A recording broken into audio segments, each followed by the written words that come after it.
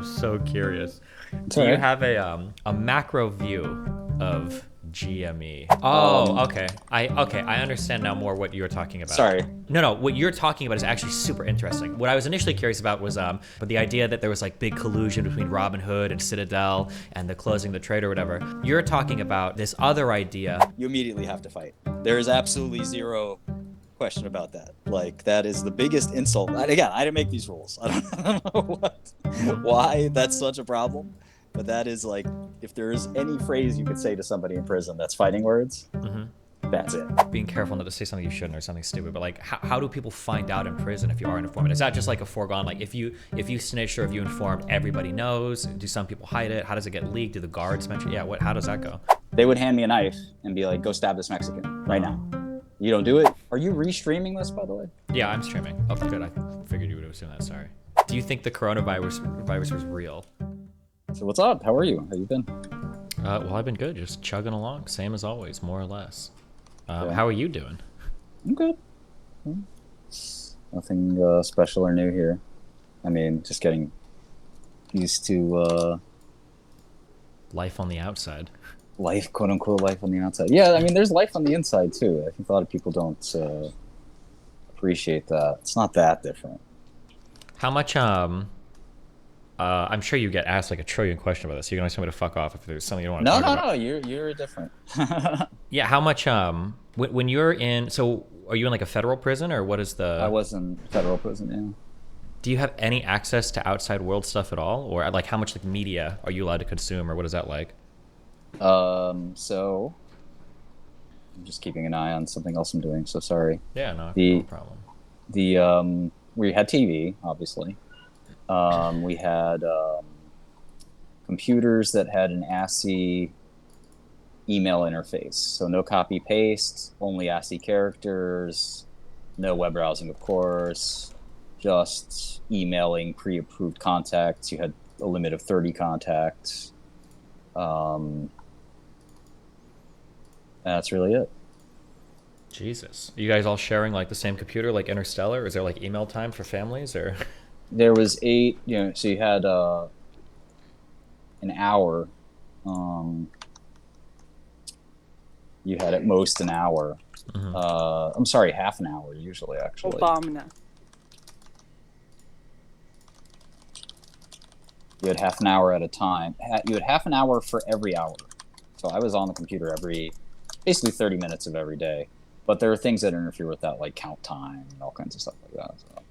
Gotcha. I guess going in and coming out, if I had to ask, what was the what was something that was like surprising to you? And I guess like what was like, did you get anything positive out of it at all? Is there a silver lining or?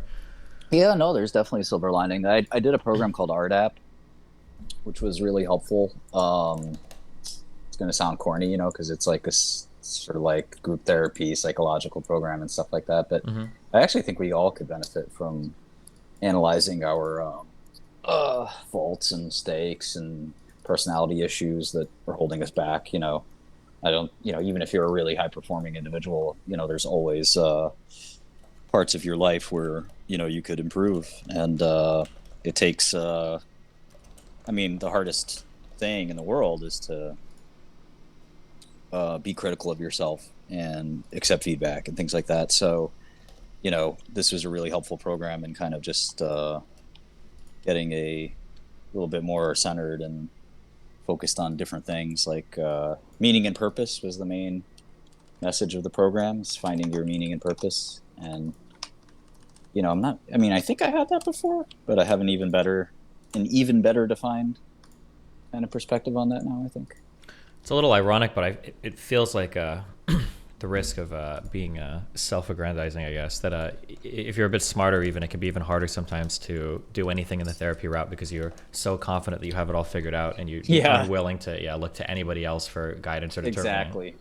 It's that paradox, right? The people that have it the worst think that they don't need any help. The people that don't really need help go seek it. It's the same thing I say about advice. When anybody asks me about advice, like, oh, how do I get ahead and be number one? I'm like, well, the fact that you're interested in getting ahead and being number one means you're going to probably do it. Sure. Whereas it's the person that doesn't ask how do I get ahead and be number one is that's the person that really needs the advice on how to get ahead and improve.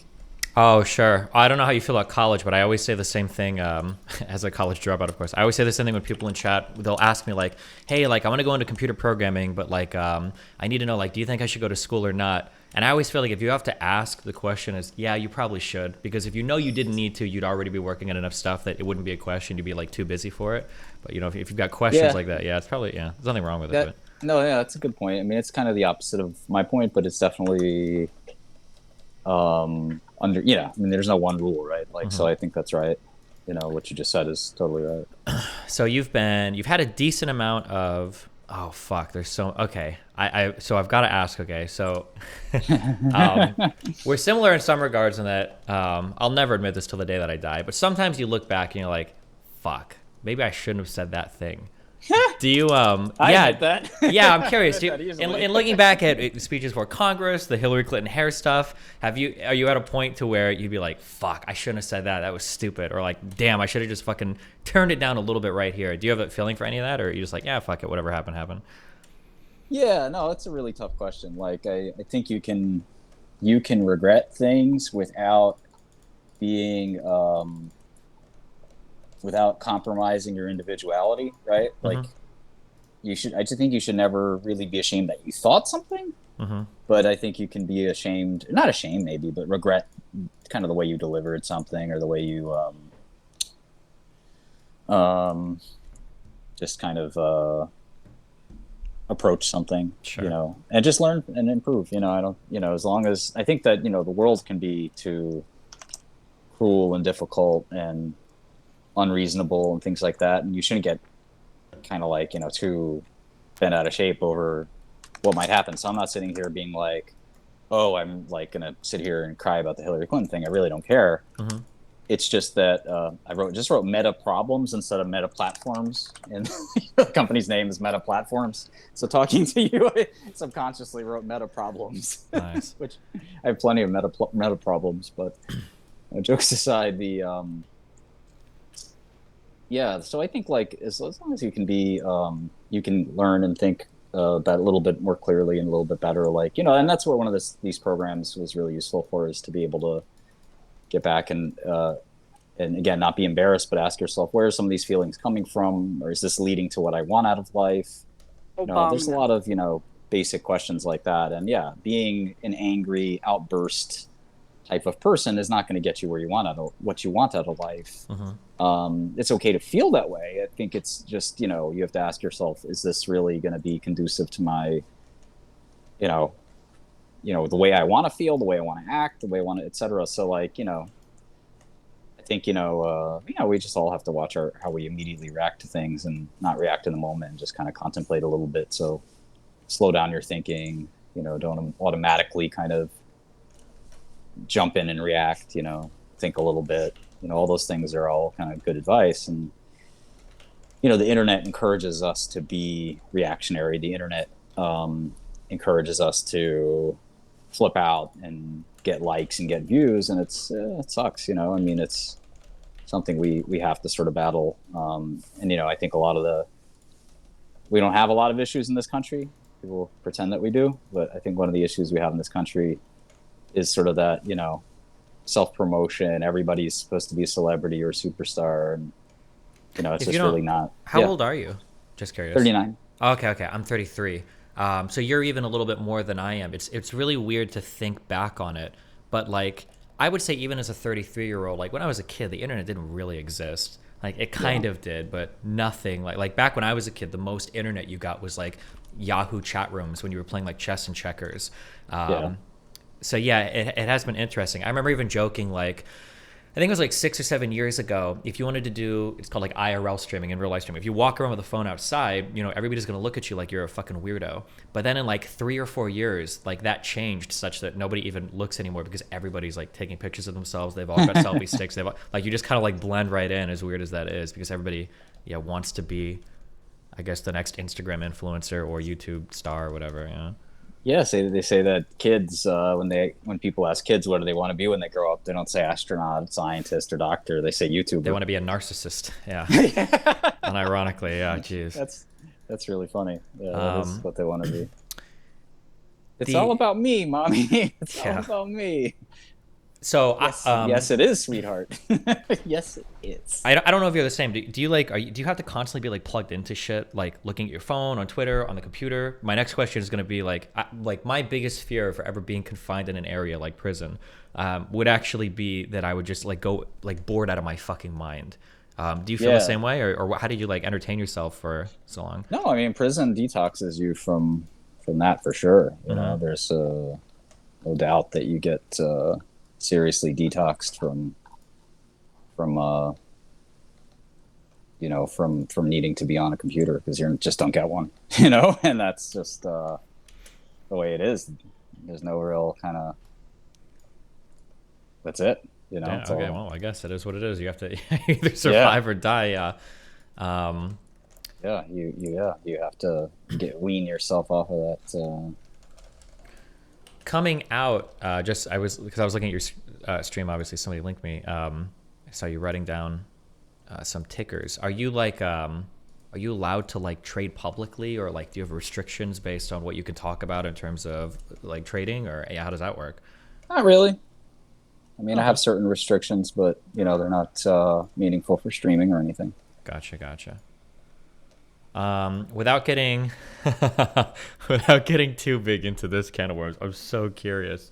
It's Do all you right. have a do you have a macro view of GME and everything that happened? Do you have any opinions on that, or? Yeah, actually. Sure. I'm happy to answer that. Let me Uh-huh. just Yeah, glance at take your this time. one No thing rush. real You're good. quick.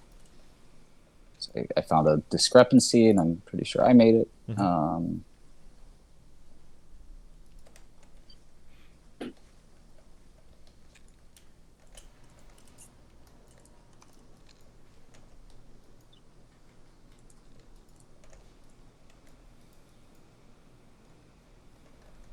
Okay, so yeah, GameStop is. Oh yeah, people are asking if that's you, the real you. It is. The one and only. It is. Um, I don't know how to like make just you and me the stars of this, but I don't know Are how. you using OBS or? No, I'm using Google. I'm talking about Google. Oh, okay, gotcha. Well, I can swap between you and me. So when I'm talking, it'll be me, and when you're talking, it'll be you. Gotcha. GameStop is a little bit of a weird phenomenon. I think you have this like. Oh, it's a long story. I've told it once. Back in the day in Wall Street, there used to be a thing called cornering, and this was before the SEC really existed. And so, let me make a GameStop model real quick. So cornering was basically when a bunch of people got together and decided they were gonna like fuck a stock up, in non-technical terms, meaning they were gonna like send it to the moon, and anybody that got in the way was gonna have to fucking pay. And it's illegal, obviously. It's market manipulation basically. And the SEC made a couple of rules that stop you from doing that. The first one is the 13G, 13D rule. So you have to sort of disclose that you own more than 5% of a company. And that kind of stops the quote unquote corner right in its tracks. You can't corner a market if you can only buy 5% of it, right? Mm-hmm. And the 13G rule is not that you can't buy more. You can. You can buy 100% of a company, but you have to at least tell the markets that you've bought more than 5% of the company. And that takes that puts the market on notice that like something's up. Sure, some sort of quarterly filing or something, I imagine. Yeah. Well, it's Or funny because once you do 5%, now you're on even more high alert. Where after 10%, you have to file every single transaction you make. with So if that with that particular company or all of them? no, just that, yeah, just that one Okay, company. okay, gotcha. So that's sort of what makes makes sort of the markets fair because people can see, okay, well, this person's just buying all the stock. Mm-hmm. And generally with corners, the person doesn't have the money to buy the whole company because it's pretty hard to buy a whole company that's publicly traded. It's for, yeah. And if you were legitimately trying to do that and not just manipulate the stock, you can make an offer for the company, and there's a process. Twitter just did it with Elon Musk, right? Mm-hmm. Yeah, you're not So just buying stocks or something, right? Yeah. Yeah, you're not buying stock just to kind of confuse people and trick people into buying it. So that was made illegal. And again, there were a lot of high profile situations of corners that sort of made it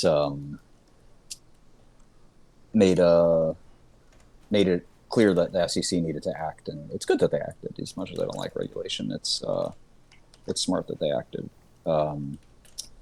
So anyway, yeah, I have to block this guy. Sorry, he keeps trying to infiltrate this chat. Let me see. I can block him. How do I do that?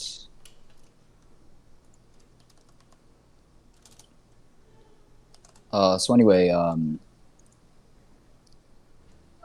so GME is a distributed version of what they banned in what happened in the 1900s and 1920s, and what the SEC banned in the 1930s, which is really funny because, like, it's a really like bizarre kind of dynamic, right?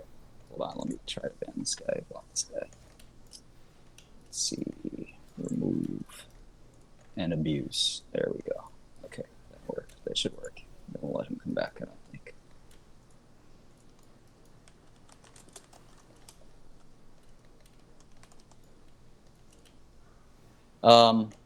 So anyway, so this is sort of a distributed version of what happened 100 years ago. Like, you used to have a, so like, let's say you and I bought 1% of a company, and we encouraged 80 other people to do the same. You sort of have made a distributed corner, which is technically not illegal, right? I imagine there's got to be some, like if the SEC could prove some coordinated attempt there, right? Right. Yeah. Right. No. So there is a thing. Difficult. Absolutely right. So there is a thing from the 80s called wolf packing. So in a wolf pack, that's exactly kind of what I described. Because there's a 5% limit, you and I would buy 4.9%, and together we own 9.8. And then I get Mo and I get a couple other people, and all of a sudden we own 20%, and not a single one of us is disclosed. So because we were all under that 5% threshold. So that's called working in concert, which informally is called wolf packing. And you're forming a wolf pack, basically, right? That's kind of like secretly buying the stock. And so wolf packing is distinctly illegal. It's not policed. It's very difficult to obviously prove. They can kind of try to get a sense for it. If they feel like something's going on, they'll issue some subpoenas and try to figure it out. But here on Wall Street Bets, nobody's buying 1% of GameStop. People are literally buying million people are buying 0.001% of GameStop. Well, that's still enough to buy, the whole company. So, and to quote unquote moon the stock. Because let's say you bought GameStop at 20. Well, if I buy it at 40, I kind of can benefit, right? You benefit from me buying, and then the next guy buys it at 60, and we both benefit from him buying, and then it just goes up in infinity. In fact, let's say this keeps going until you're at the stock's at 300, right? And you're up at you bought at 20, so it's at 300. So instead of selling, because you want to keep this perpetuated, right? Yeah, of you course. Go ahead and you don't want to be the bag holder, right? Yeah. Well, no. That's exactly. You don't want to be the bag holder, but let's say you're really into this whole diamond hands, as they're calling themselves, Wall Street Bets phenomenon, and you bought the stock at 20, it's at 300. You're up 100. You're up 15x. Okay. Amazing. Yeah. Well, your broker can actually give you margin now, right? Because your account, let's say, bought 1,000 shares, you went from a $20,000 account to a $300,000 account. Well, there's nothing to stop you from taking your brokerage margin, which is $150,000, and buying even more stock. Sure. So you now can participate in the cornering. If you had to pay cash, you couldn't really do that. So using margin, you can keep pumping it up. So it's a really kind of scary thing. And GameStop was usually the market figures itself out, and like there's no long-term damage or whatever. But this is a weird situation where people can kind of ahead of time agree that they want to manipulate basically a stock. And I've never owned a share of GameStop in my life, for full disclosure, nor would I necessarily want to.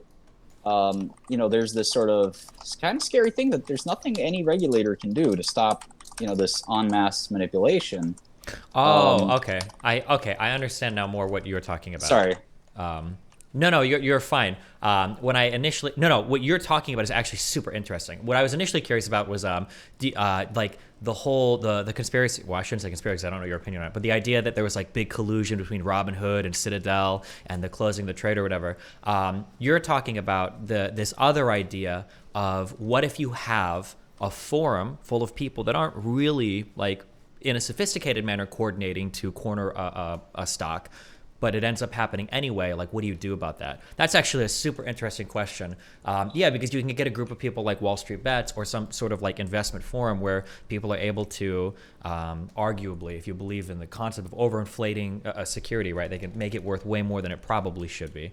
Right, and But how there's do you no even deal doubt. with it? Yeah. Yeah, there's no doubt that GME is absolutely overinflated to the moon. As much as they'll post about like they're getting into NFTs, like that security is like 20x or whatever over. Yeah, that is interesting though. Well, I'm curious. Yeah, because it is a problem that nobody talks about. Well, because obviously it's too complicated for the media to care, and the people that are doing it don't want to feel like anything wrong is happening. But yeah, I guess do you think anything should be done about that, or what do you think about that phenomenon? That theoretically any random security, even of a decent sized company, could be driven to the moon and would.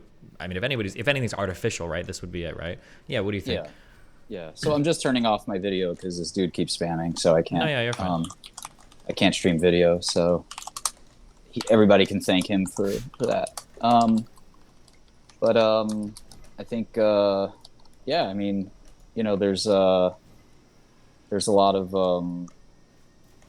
I don't know, I think there's how should I put it? It's a really bizarre situation, and it's especially bizarre because the company isn't really worth much. Yeah. So it's like, it's a really, really difficult, dynamic. And I can, the whole Citadel thing, like every market maker and every like stock brokerage trading firm like needs to sort of have some kind of business to stay, to generate revenue. So like they're obviously, Robinhood is in a situation where they need revenue because they have a business model that doesn't really have fees and things like that. So they need some way to generate, revenue. So it's sort of like a really sort of tricky dynamic for them. They have to. Do you believe that like payment for order flow is like unethical? Do you have any strong opinions on that, or? I think as long as it's disclosed, you have the choice to be the customer. You may decide whether or not that your order flow is valuable or not valuable, right? If I was a small investor, I wouldn't care. If I was a big investor, I'd care. I'd say, wait a second, I don't want somebody to front run me or some weird shit. Yeah, exactly, right. Yeah. So, and if you don't like it, don't open your brokerage account there. The capitalism will work itself out where people say, no, I demand a firm that won't do that, then you will find a firm that won't do that. Do you think in general, a bit of a more, I guess, of a moral question maybe, do you think that frictionless trading is a good thing for like the average retail trader? Or do you think this is something that maybe we should move away from? I mean, I don't know exactly, but like, I think that there's, I think for the average person, it's probably better than not. I think, the trick of investing is that it's not easy, right? Sure. And, that's the thing that everyone sort of gets upset about. It's really difficult. There's a really great hedge fund this year is down 50%. They're really, really smart people, super like bright, some of the best people on Wall Street. And yeah, they're down 50% because, the shit is hard. Yeah. So, you can't really like just will your way to make money. And some years are going to be good. Some years are going to be bad. And if you're an amateur investor, it's going to be really tricky. It's people just assume.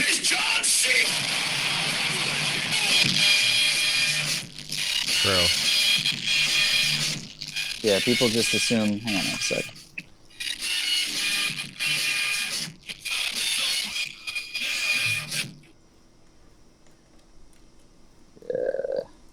Let's see. Crazy that he got in here. I didn't even see him. I don't even know who that was. Gotcha. Okay, so no real opinion one way or the other. I guess more. Not really. Yeah.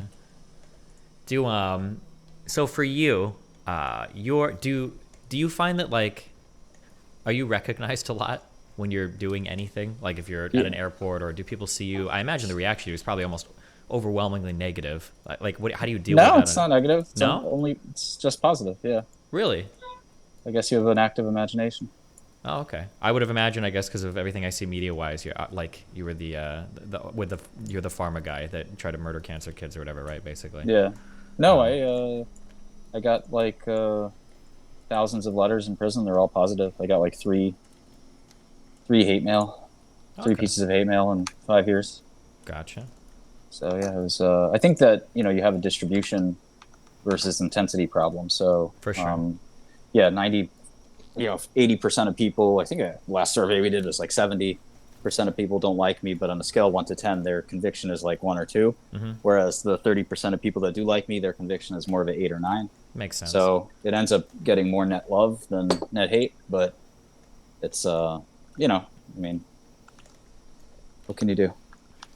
Again, it's not my job to think about it too much. But yeah, when people recognize me, invariably they want like a selfie or whatever.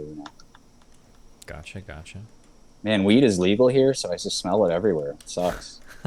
Where do you say what state you're in, or New York. New York? Okay, gotcha. Do you Yeah, do you live in the city, or? Yeah. Okay. I mean, I'm living in a halfway house right now because of the restrictions I have. I have to like live out of this weird place. A lot of prisoners have to do it, even though there's no reason I should be living in a halfway house. It's really frustrating. How long are you stuck there for? Hopefully not too much longer. Okay, it's not bad. What do you want to do afterwards, I guess? Like, do you want to leverage everything that's happened into some sort of other public-facing image? Are you done with that? Do you want to kind of like fade away, or what, like from the public eye for a while? Like, how do you feel about that? I think the same thing I was doing before. I never intended to sort of be in the public eye. Mm-hmm. So there was no explicit kind of goal for me to, kind of be famous or something like that. It just sort of happened by accident. And I think if you become successful enough, there's not much you can, so not much you can do to, there isn't much you can do to sort of, fix it. I mean, there's just, change it. Like there are people that have wanted to be anonymous and they just don't ever get that chance because. Yeah, but I mean, if you look at like Rittenhouse, I don't know how much you follow all of that stuff. Sure. Like he's trying to Keep hating leverage your life, then, everything that working happened to class do like Andy. more kind of like public-facing stuff. Yeah. And then I'm sure there are people that get public and they're like, I don't want this, so they like explicitly take a very far step back to try to avoid any limelight type stuff. I don't know if you have like a strong feeling one way or another, or Yeah, most just indifferent. I mean, I think happy if people ignored me, happy if people didn't. Mm-hmm. Just there's some benefits to having some public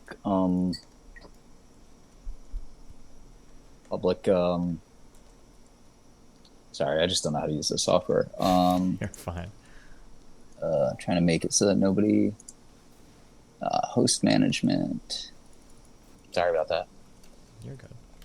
Got too many trolls. Yeah. Yeah. So, what the heck were we talking about? Yeah. So, I mean, there's some benefits to having a public, quote unquote, facing a public face, but there's also a lot of drawbacks, obviously, and you just have to balance those and get the best out of something without getting the worst out of something. Are we getting a Shkreli NFT rug pull soon? No rug pull. I don't rug pull. Yeah, jeez. Rug pull is for people without money who need money desperately. That's not me. I guess you've kind of been away for that the explosion of like the NFT and the crypto shit kind of as of recently, yeah? I mean, I've been watching it from jail. Mm-hmm. Maybe even participating in it. Who knows? Do you feel, so this is kind of an odd question, but I guess this is a feeling I have, but I could be wrong. Maybe it's different because it's federal prison. I feel like if I was in prison, I feel like I'd be around a lot of people that I'm normally never seeing or interacting with normally. That's probably true for you. I have a unique situation because I'm from New York City, and I grew up in kind of a lower income neighborhood. So that type of person isn't new to me. Okay, gotcha. Whereas so no huge, and in New like, York, culture shocks or whatever. Yeah, nothing gigantic. A little different for sure, but nothing totally crazy. I mean, it wasn't my day to day for the last 20 years or 15 years or 10 years maybe, but if you live in New York and you take the subway, you live in New York and like you just get exposed to a lot of different types of people, and it's not that surprising. If you're from a really small town or you're from a country club kind of like lifestyle, yeah, it can probably be pretty fucking nuts. So you said that the therapy stuff was, I guess, a little surprising in that it was something that, because you felt like you benefited a lot from it. Is there any other part of the whole experience that I guess was kind of surprising, that you didn't expect this to be this way, and it was either a lot more positive than you thought or a lot more negative than you thought? Good question.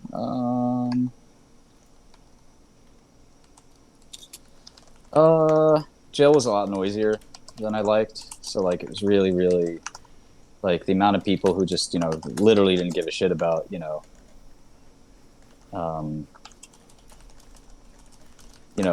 their neighbors, like there's just no politeness whatsoever. That was like really frustrating. There's not much you could do about it, obviously, unless you want to start fights all the time. Sure. So that was like, just a sort of like ridiculous, like really frustrating experience. Real noisy place. Is that even true? Like after, like when I don't know if they do like lights out at 10 or whatever. Are people making noise throughout the night? Stuff really, none of that stuff helps. Gotcha.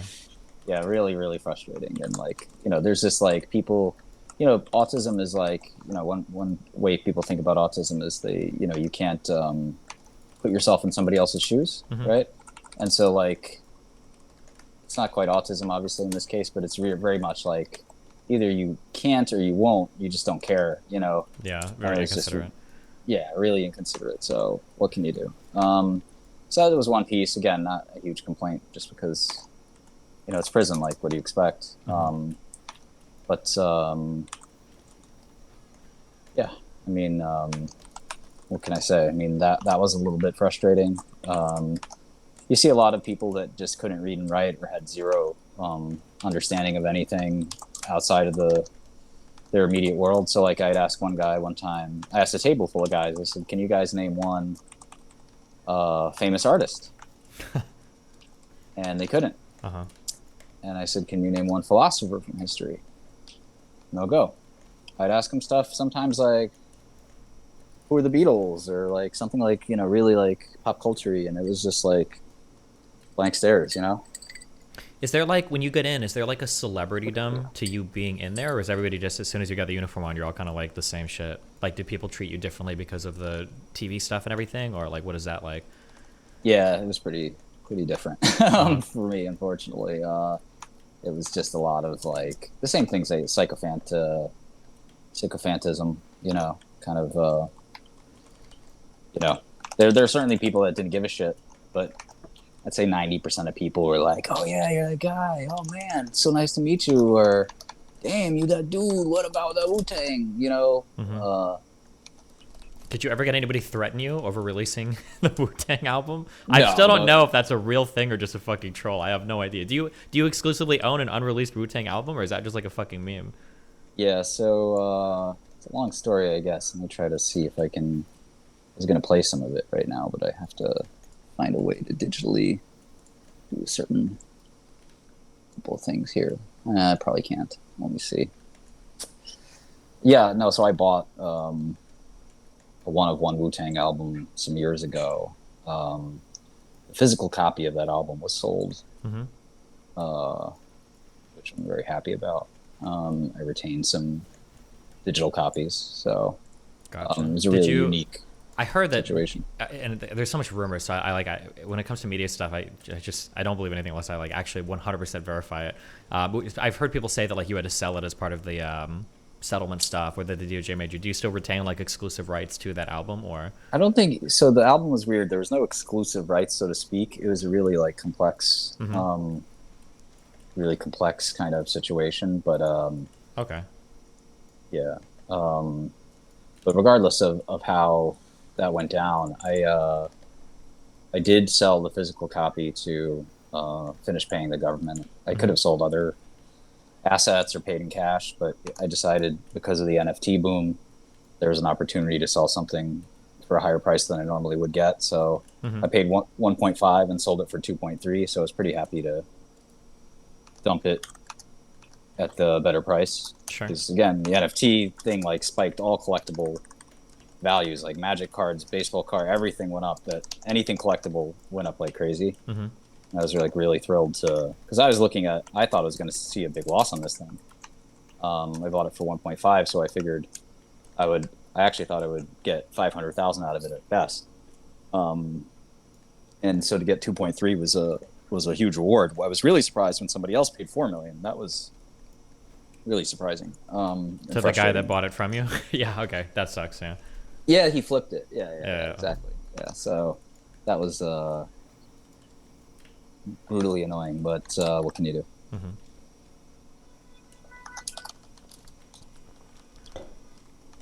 Was it for prison life? Is it super tribal, or is everybody like pretty chill, or they like their own like it's more atomized, or what? Are you like joining groups or? Yeah, it's group based. There's definitely a really clear sort of method that's evolved. It's kind of like self. What do you call it when something kind of self-organizing behavior? Mm-hmm. So there's this whole system, sort of car system, basically. The car is your group. So a car is sort of like a, I don't know if it's the word clique or gang or what is best. But Tribe, maybe, yeah. Just keep yeah, it general, tribe.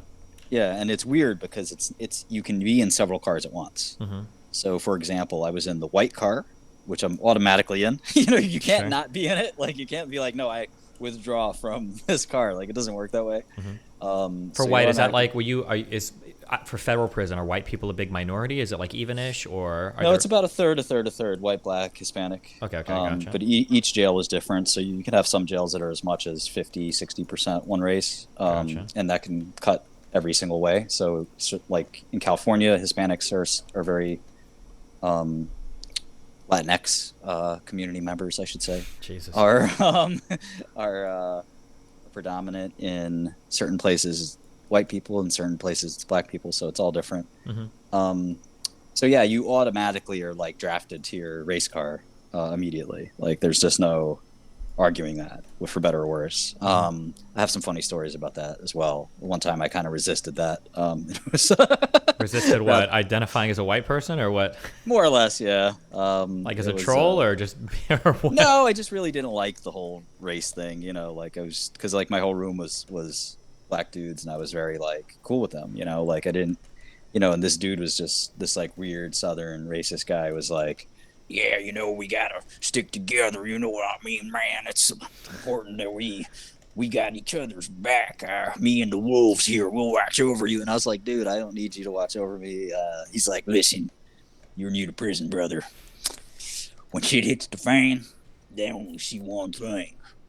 You're either white or you ain't. And I'm like, get away from me. What the fuck? Jesus. I don't want to. Yeah, and this dude was just like weirded me out, and I'm like, yeah, I'm gonna take my chances with my roommates, man. I'm sorry. Because so that's sort of the second part of it was the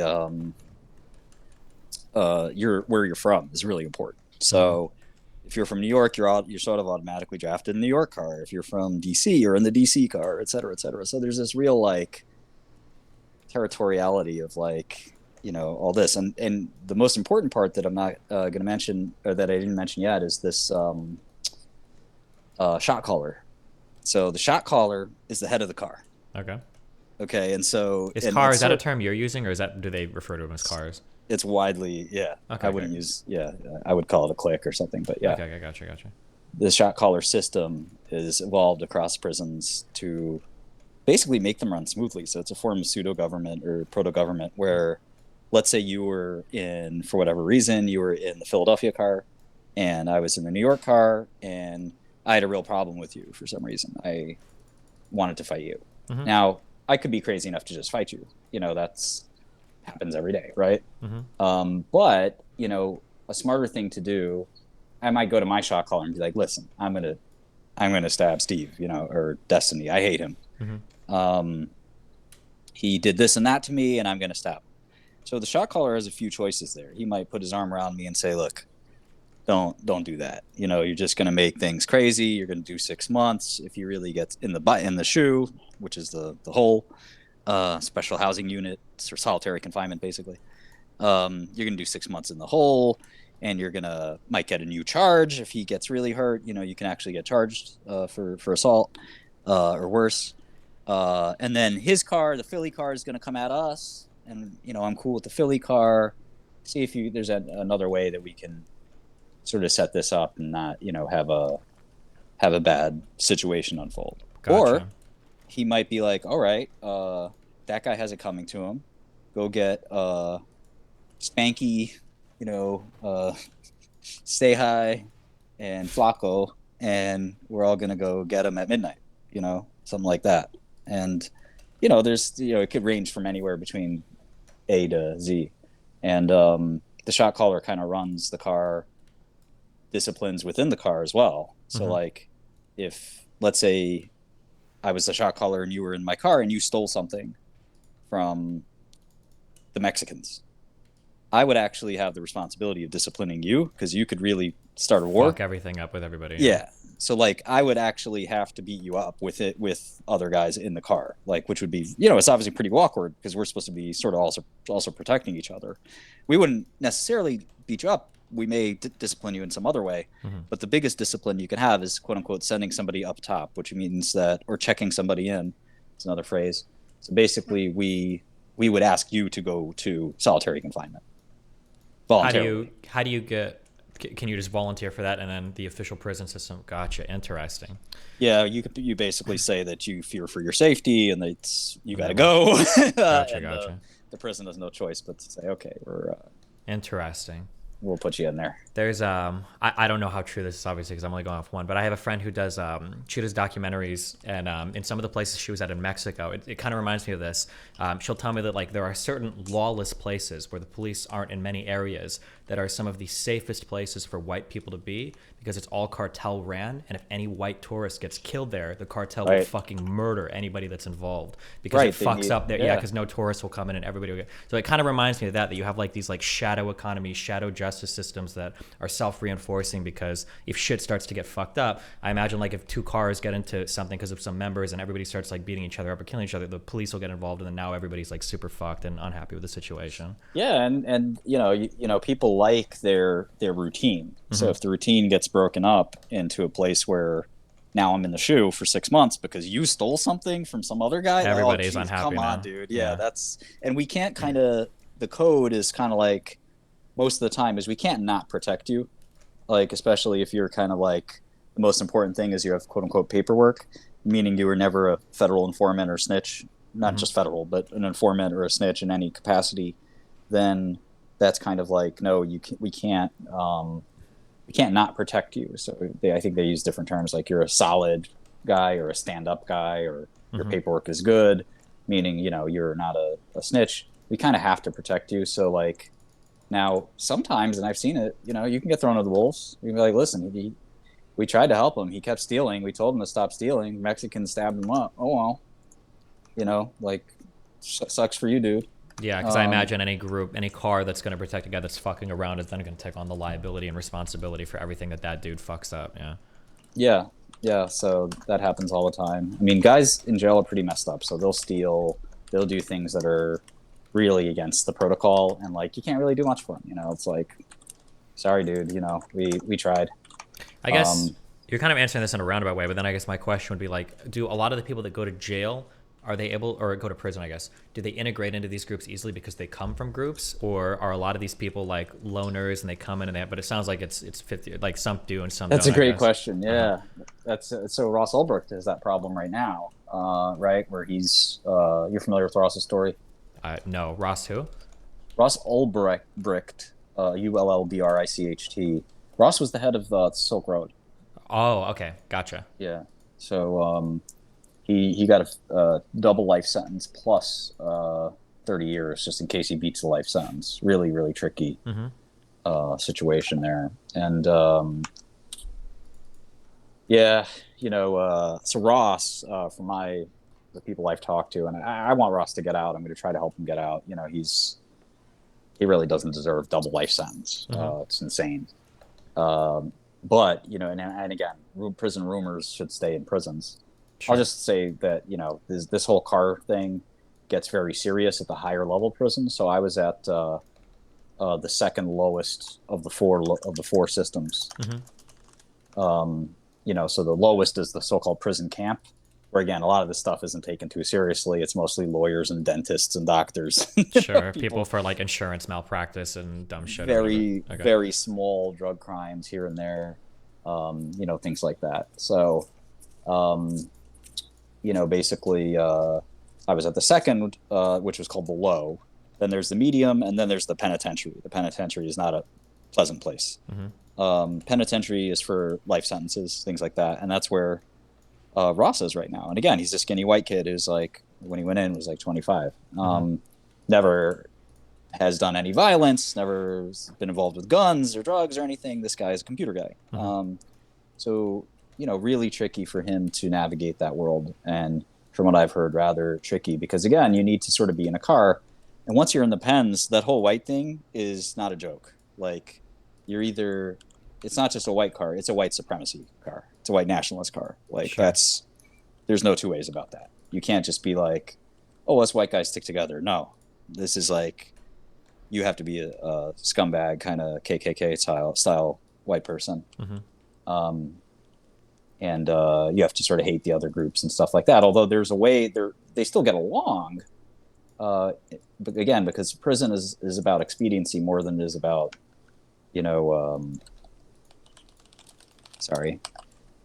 necessarily just causing trouble to cause trouble, right? Like, yeah, you want to have like some level of stability. It's not there to just like make movies all day and be in some crazy shit, sure. Yeah, exactly right. You got it. And you know, because people have routines. If you have a 10-year sentence, you want to go home to your family. You know, you don't want to spend time in the SHU. You don't want to lose good time, which again, you can lose 6 months of good time for a serious fight, and spend time in the SHU, which isn't pleasant. Be shipped to another prison 1,000 miles away. You know, there's a lot of, you know, kind of, you know, really, really, really terrible things that can be done to you if you mess up in prison. Now, there's some things that are like unwritten laws. If somebody ever says S my D to you in prison, being super careful on the internet these days because I get banned everywhere I go. Sure. If anybody ever walks up to you and says that, you immediately have to fight. There is absolutely zero question about that. Like, that is the biggest insult. Again, I didn't make these rules. I don't know why that's such a problem, but that is like, if there is any phrase you could say to somebody in prison that's fighting words, that's it.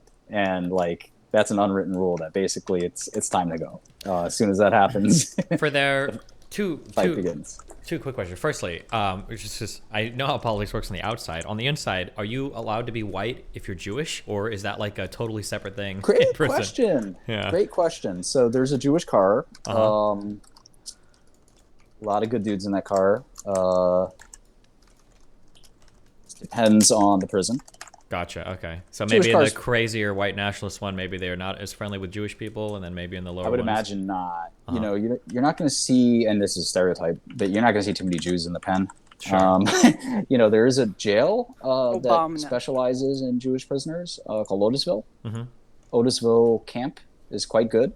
It's one of the most desirable prisons to be in. And the reason there's a prison that specializes in is things like the meals and the holidays and things like that. So I'm talking about Orthodox, the Orthodox style. So that prison has a rabbi. That prison has, you know, kind of like supposed to be one of the better, you know, sort of places to sort of serve your time if you can. Sure.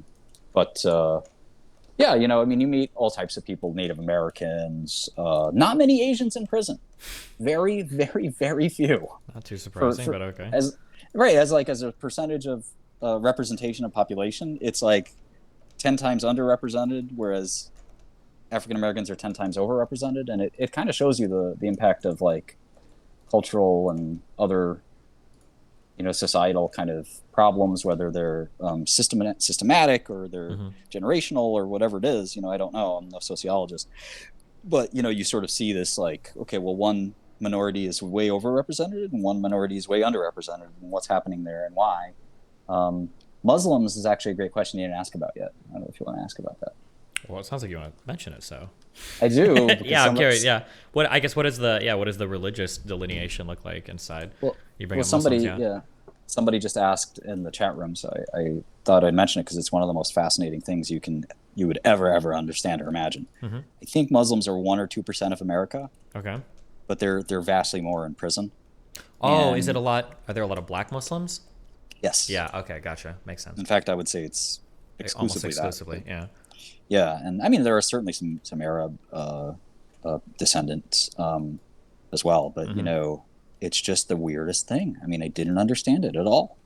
I think a lot of early, not to Jesus Christ, because I didn't listen to a lot of gangster rap or shit back in the day. It just never. I was a Kanye boy, friendlier rap. But back then, weren't a lot of kind of the more radical elements of black society and like especially in the 90s. A little bit, yeah. Yeah, we're like very much like Nation of Islam, like Muslim dudes. I think Ice Cube and shit will like mention, like shout outs to Allah and shit on records and stuff. So yeah, it's not as surprising, I guess, knowing that background, but.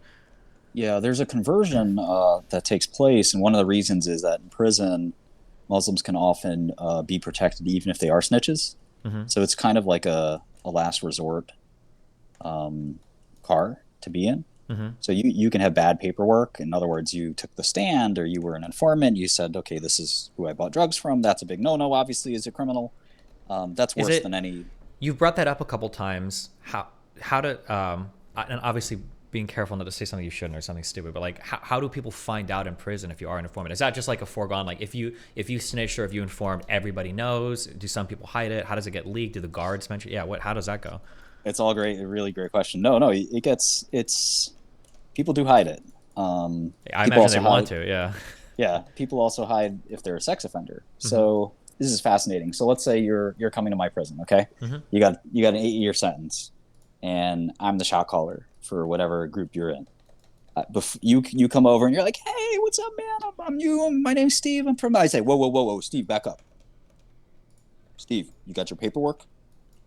And you're like, yeah, about that. You're not gonna fuck with me because you don't even want to risk being seen with me if you don't know exactly. What the fuck is. When you keep mentioning paperwork, do you like carry around like a little fucking like, this is my rap sheet, this is what I'm in for? Like, you're supposed to. So you might be new and you might say, what's paperwork? And I'd say, Steve, let me show you the ropes. Mm-hmm. And I might size you up and kind of take a perspective of like, okay, this guy's not a snitch, he's just new.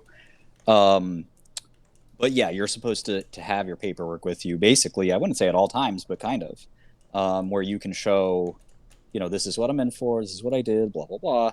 And, if you went to trial, interestingly, basically automatically your paperwork's good. So I went to trial. Very few people go to trial. Everybody takes a plea deal. Yeah. So if you went to trial, you're kind of like, no, you're as real as it gets. Like, you fought the government all the way to the end. Mm-hmm. But the person that takes a plea, they could have taken a plea the right way.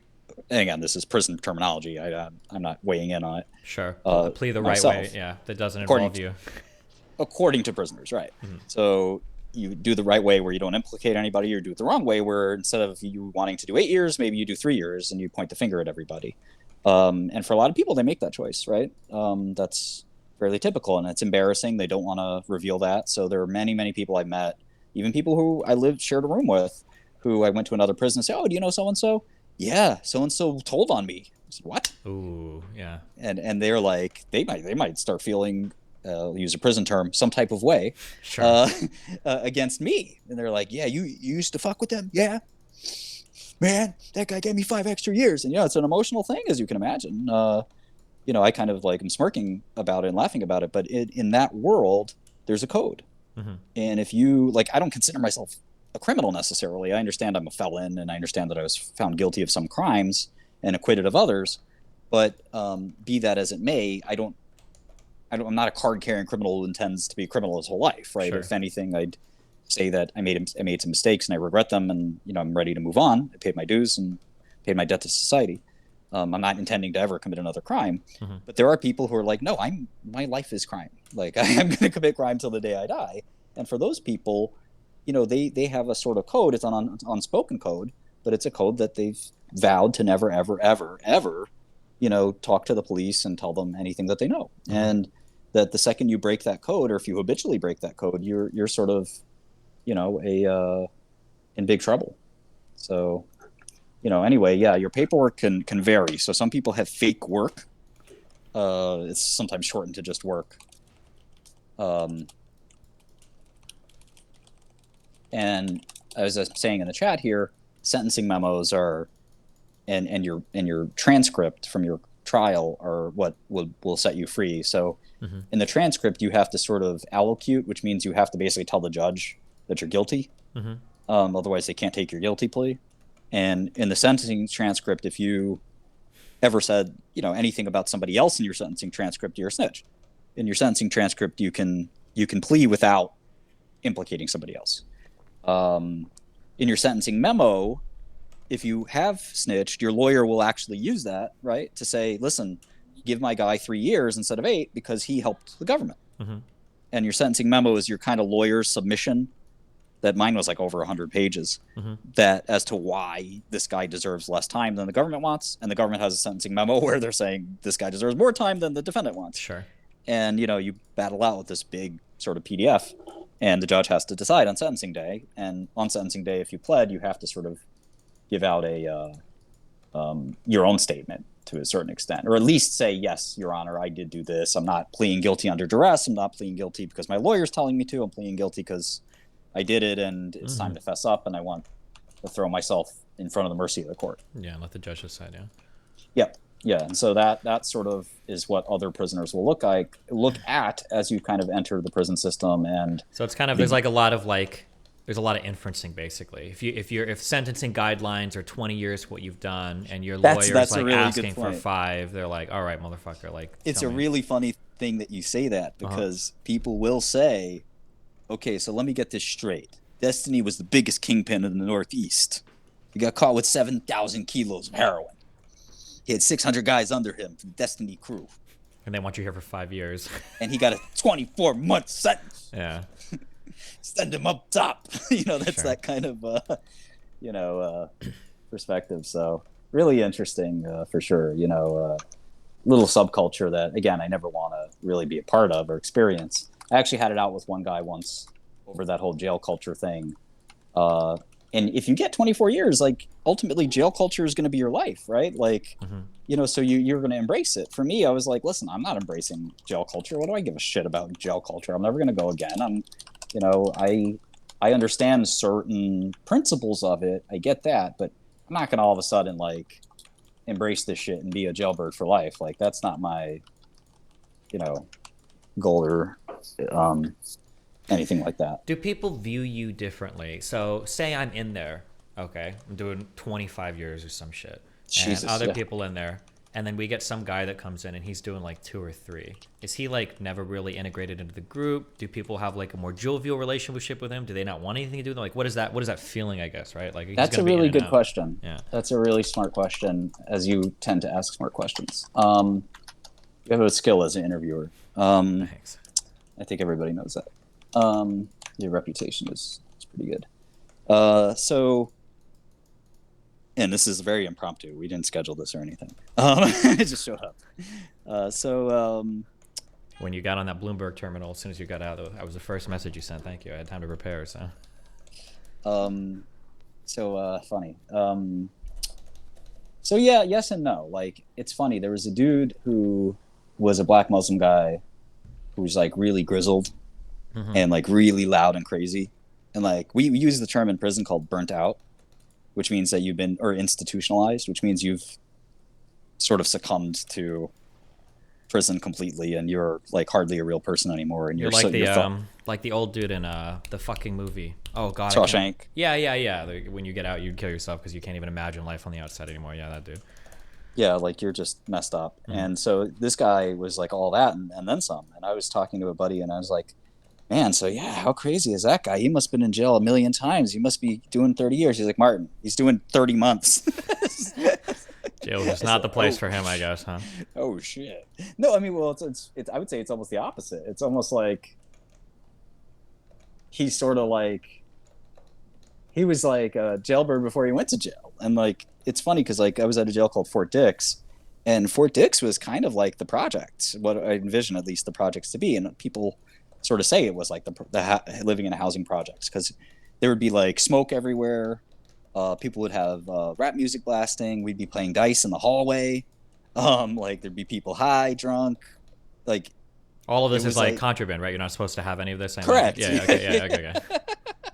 But it was like there's 400 of us and there's one guard. So what are you gonna do? You know, obviously they'll send the guards in if they have to with riot suits and stuff like that. But in general, you know, they can't do that every day all the time. So there's just sort of this slow kind of certain jails will allow a lot to happen. Some, you know, some of this won't. So like teachers, so are you restreaming this, by the way? Yeah, I'm streaming. Oh shit, I figured you would have assumed that. Sorry. No, it's fine. I just would have been nice to know that. So you have somebody said 5,000 viewers. Oh yeah, shit. Sorry. Oh shit, I didn't even think to bring it up. Cool, because you were streaming. My bad. Yeah, I am. I have like 100 viewers. So I'm sure you know this. Anything you say on the internet is going to be clipped and shipped. That I have no problem with. I just, you know. Mm-hmm. But okay. Well, it's nice to see you, 5,000 people. Yeah. Sorry, I would have been paying more attention to you. That's all. No, you're good. I'm just chilling. Do you feel like when you go in new, and obviously you can't generalize to everything, is there like some leniency for new people, or are people like shit testing you immediately? Like, will some guy walk up to you and jargon the fuck out of you, and you're like, I don't know, and then like beat the shit out of you because No, there's this appreciation and understanding for like an accountant comes to prison or a doctor, right? Mm-hmm. Like and again, I'm gonna stereotype a little bit here, but like all the like seasoned black drug dealer guys with gun charges and stuff like that, they're like, oh yeah, what's up, Dr. Ed? How you doing today? You know, they're not like, you know, shaking Dr. Ed upside down because they know he's a doctor. Like he's not like, and none of the paperwork rules apply either. It's like the whole snitch thing is out the window because like Dr. Ed should probably snitch. Like at the end of the day, like because he's not snitching on any of the other people in jail. He's probably snitching on some insurance dude or whatever, right? Yeah, exactly. And not just that, but like the phrase we use sometimes in prison is he's a citizen. Oh, he doesn't belong there. Yeah. Yeah, like he never. Yeah, he's not gonna go like these guys with the drugs and guns. They're going back to the block. Like that's the reality. You know, for 90% of them, they're like one guy. I had this really funny Virginia roommate once. His name was Gator. And Gator was about 300 pounds. And Gator would talk to me about his life, and it was rather interesting. Gator had 8 children. And when I asked him if he planned, he was like younger than me. Okay. And when I asked Gator if he planned on having any more kids, he said, "Nah, I can't have no more kids." And I said, "Why is that, Gator?" He says, "I'm fixed." I'm like sitting there saying, "You had a vasectomy? Is that what you're saying? You're infertile?" That's a brave second question, but okay, yeah. I'm fixed. They fixed me. The best part is he got tattoos of all his kids' names, and he left one blank because he forgot the name. Okay. So Gator was an interesting dude. Yeah. We were friends. Mm-hmm. But one of the things he said, he's like, "I ain't gonna lie." Every sentence he said, he started with, "I ain't gonna lie." Sure. I ain't gonna lie, I love selling dope. I'm just like, honest man. Okay. Okay. Yeah, Gator had a lot of interesting habits, and I mean, it was just fascinating. Like, again, you know, you said earlier, like, you wouldn't normally meet people like that. I've never met somebody like that in my life. I'm from New York, so you meet lots of different types of people, but you don't meet that Southern hick kind of type of dude necessarily in New York. So it's still, especially not the Southern hick drug dealer, is sort of like a I think like in some movies or TV shows, like everybody tries to maintain their innocence. Are people more accepting in the real world, or do you have this culture of like, I didn't do anything, or like I'm innocent or whatever, blah blah, or is it vary from person to person, or how does that work? Yeah, the dudes who say they're innocent in jail are either lying or they're lame. Sex offender? Oh, okay, or that. Oh, the sex offenders are total. That's like I could talk for that. Is there a sex offender car or? No, so it's funny you say that. Yeah. So disparagingly they call them chomos. Chomo, CHOMO. Okay. And if you said something like "you a chomo," like that's a pretty serious right accusation. Under suck my D, you gotta. Oh yeah, Okay. yeah, definitely right. Yeah. Real quick, as you talk about sex offenders, do people recognize a distinction between like sexually assaulted like a 20-year-old versus like a kid? Yeah. Absolutely, yeah. So there is sort of this like baseline, like, oh, you're a chomo, you're a chomo. Like that is definitely real. Mm-hmm. Like, so there are that's basically unforgivable to begin with. But a snitch is worse than a chomo. So one chomo dude, I'll never forget it, in Fort Dix, told this black dude who was like in the hallway, he was like, well, I am a chomo, but I ain't no snitch. And all the like thoroughbred black gangsters and myself, of course, were like, we approve. We're like, this is yeah, he's right. He's right, damn it. So there's just sort of a funny dynamic like that snitch is actually probably worse than chomo, but chomo's pretty bad, obviously. And we separate them basically into clickers and touchers. Touchers are worse than clickers, needless to say. They're both bad, but clickers can be tolerated, touchers can't. You got it. What, I don't know what either of these mean. Yeah. What do you mean by toucher or clicker? What's the difference? Clicker clicks photos, toucher does you know what. Okay. This is so sex offenses only minors. There's no. Oh. Yeah. Well, what about like for rape or something? Are those not rape? Federal? Is not a federal charge. It's not a federal charge. Yeah. Those are state crimes. Yeah. Okay, makes sense. Typically not, at least. Mm-hmm. Oh yeah, there's very weird. I think there's weird esoteric ways to get like a federal. Like, yeah, you technically can. Like I actually did meet a guy who got indicted for touching a breast. Gotcha. Which was a very interesting case of sexual assault, to say the least. He got 8 months, which is the smallest federal sentence I've ever seen. Okay.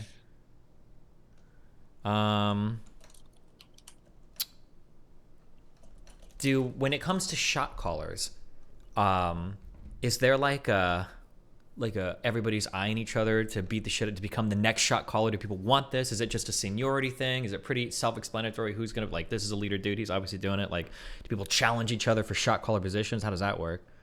Sometimes yes, sometimes no. Fascinating question. So yeah, sometimes there's a power vacuum, and it's just whoever wants to do it. A lot of people, like my bunkie D Block, who you can Google a little bit about him and see some videos. Follow him on whatever. My old bunkie, super cool guy. Like, but also he got 25 years. He was one of the most thorough, is an adjective, thorough dudes in prison. Like, could be the meanest, toughest guy in the world if he wanted. Huge amount of respect everybody had for him. He was like the shadow shot caller, which is really funny because he didn't want to be the actual shot caller of anything. But he was kind of like, if somebody had a real serious problem in prison, they would kind of come to him and be like, listen, I need your advice. What do I do here? So it was a really bizarre sort of thing, dynamic. So sometimes you'll have a shot caller that everybody hates, or I'm sorry, certain people hate. Like you'll have the head of the New York Cars of Blood, and you might be like, well, I don't fuck with them. I'm GD or something. And the GD guy might be like, I don't care what he says. He ain't the boss of me. I'm going to do what I want. And there's sort of a little protocol violation there. It's really complicated. The prison politics is, and again, I didn't sort of adhere to it, which kind of made me, I would say it got me into trouble, but it sort of occasionally would rear a small situation where it's like, oh, Martin's not, following the game plan, what do we do about that? And typically there's nothing to do about it, but it was like occasionally would rear its head, say once every year or two.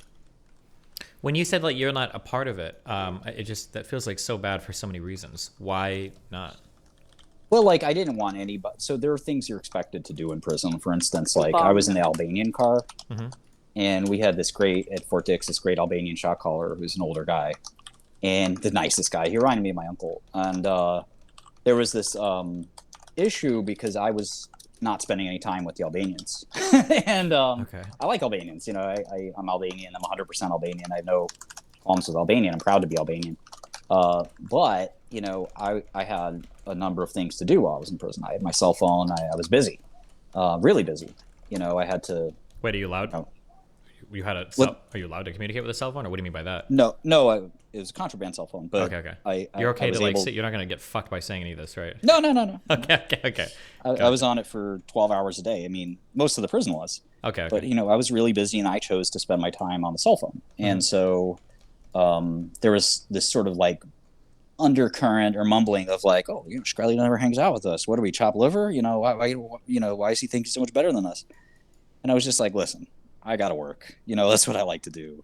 I got the chance to work and browse the web. I'm going to do that. Mm-hmm. It's no offense or anything. So I went to the shot caller one day and we had that conversation. He was the nicest. He was like, Martin, you don't have to spend a minute with me if you don't want to. And you still have all my respect and all my protection and you never have to say a word to me. I love you no matter what. If you spend every minute with me or not 1 minute at all, Mm-hmm. you're still my boy. This guy's twice my age and got 35 years for all kinds of Sure. basically running the Albanian mafia. And, I'm like, cool, man. I appreciate it. And he again, he was actually a really wise, smart dude, who, has got a great family and all this other stuff. And, just was a super nice guy and, never really had to, deal with him. And he even helped me quite a bit. I had an issue with the job I got assigned at prison. And I was like immediately like not wanting to do that job. And I got a violation for not doing it. And then he got involved. And immediately the next day I had a no-show job, which basically means I didn't have to do any job. He like fixed it for me immediately. Didn't expect anything from me. I never gave him anything. Never did anything for him. Like he was just like, yeah, I'll handle that. Like, Yeah, I guess. and there's guys like some of these shot callers, they have like almost like a staff almost, Yeah. or like a second in command and like different guys. And he like snaps his fingers, like pointing, like get him this, get him that, like change his job up. It was like really cool to see that kind of like power. But when you have 35 years, sometimes like that's for people who have 10 plus years in prison, they have to hold on to certain things like that: status, authority, power. Even having a certain kind of toothpaste can be important. Like I have this exclusive toothpaste you can't get in prison. That's a big deal. Like that's like, yeah, like every little thing, like your cell has become your home, right? Like all those things are like so crucial to you. Whereas somebody like me who's going to do 5 years is like, yeah, whatever, give a fuck, Yeah.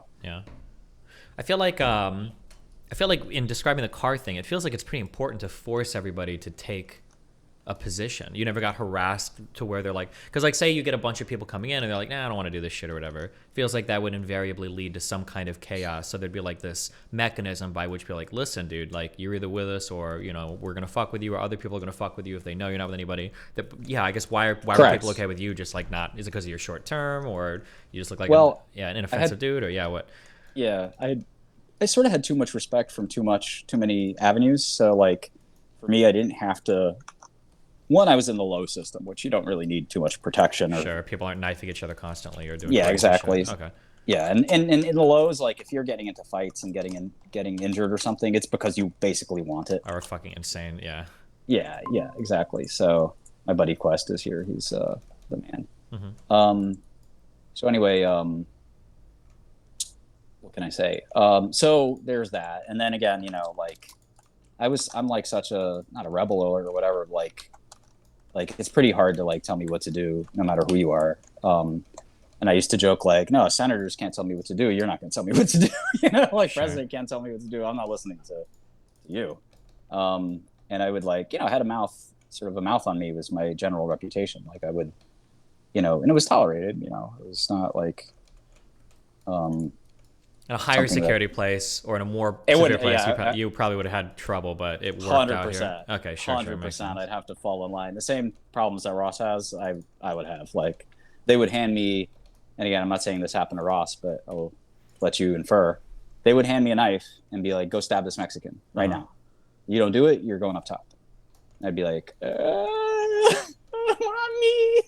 It's not easy. Gotcha.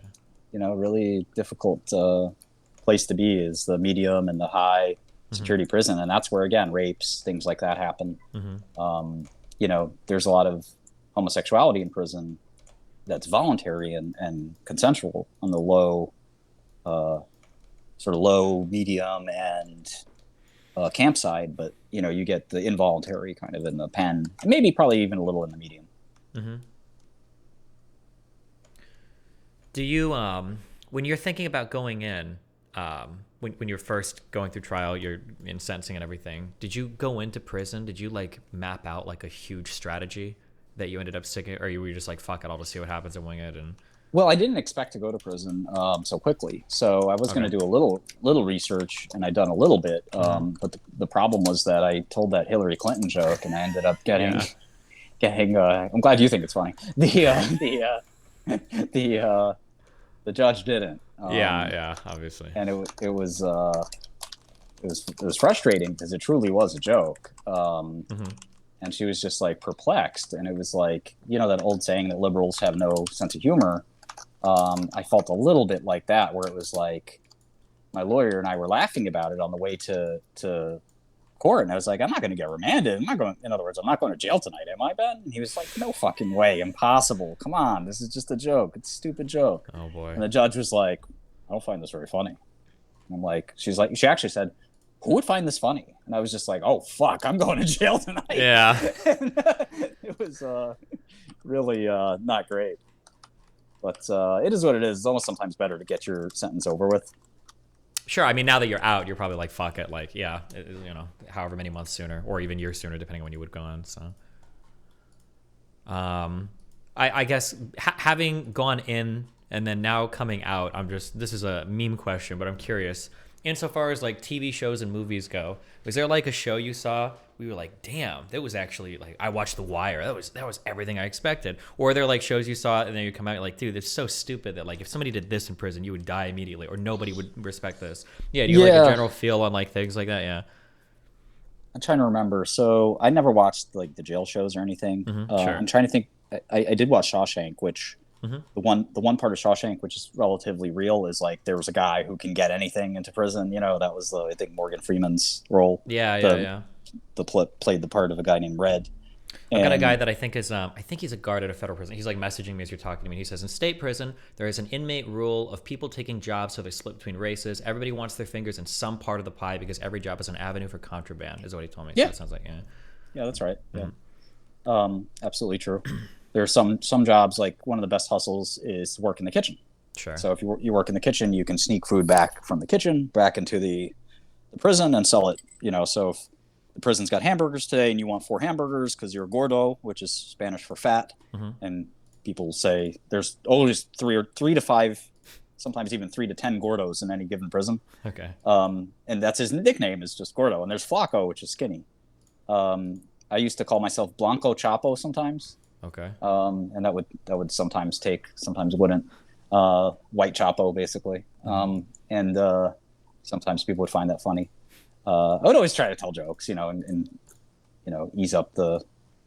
You know, everyone's trying. At the end of the day, prison is not as stressful as people think. Mm-hmm. Like everyone's trying to get through it, and like one of the things that I would find is like tempers would flare. Like I had like my first few months in prison, I had it out with a guy from Cuba who didn't speak English very well, but I don't know what it was, whether he cut me off in the line or something, but I lost my temper. He lost his temper. And moments later, maybe it was like 10, 20, 30 minutes later, we shook hands, maybe, you know, did a little, you know, dab or whatever you want to call it, micro hug. And we both said the same thing, which was like, man, this jail shit can really get to your head. You know, we're all trying to go home. You know, let's not let this kind of get to our heads and make us have a worse time than we should. And that's 99% of prison fights and arguments is like 5 minutes later, like, man, I'm sorry, I lost my cool. You know, I'm going through something at home. I got 5 more years left. It sucks.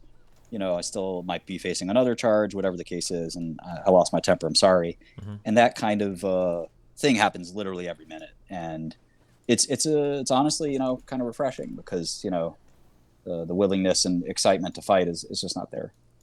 Makes sense. Gotcha. I'm trying to think.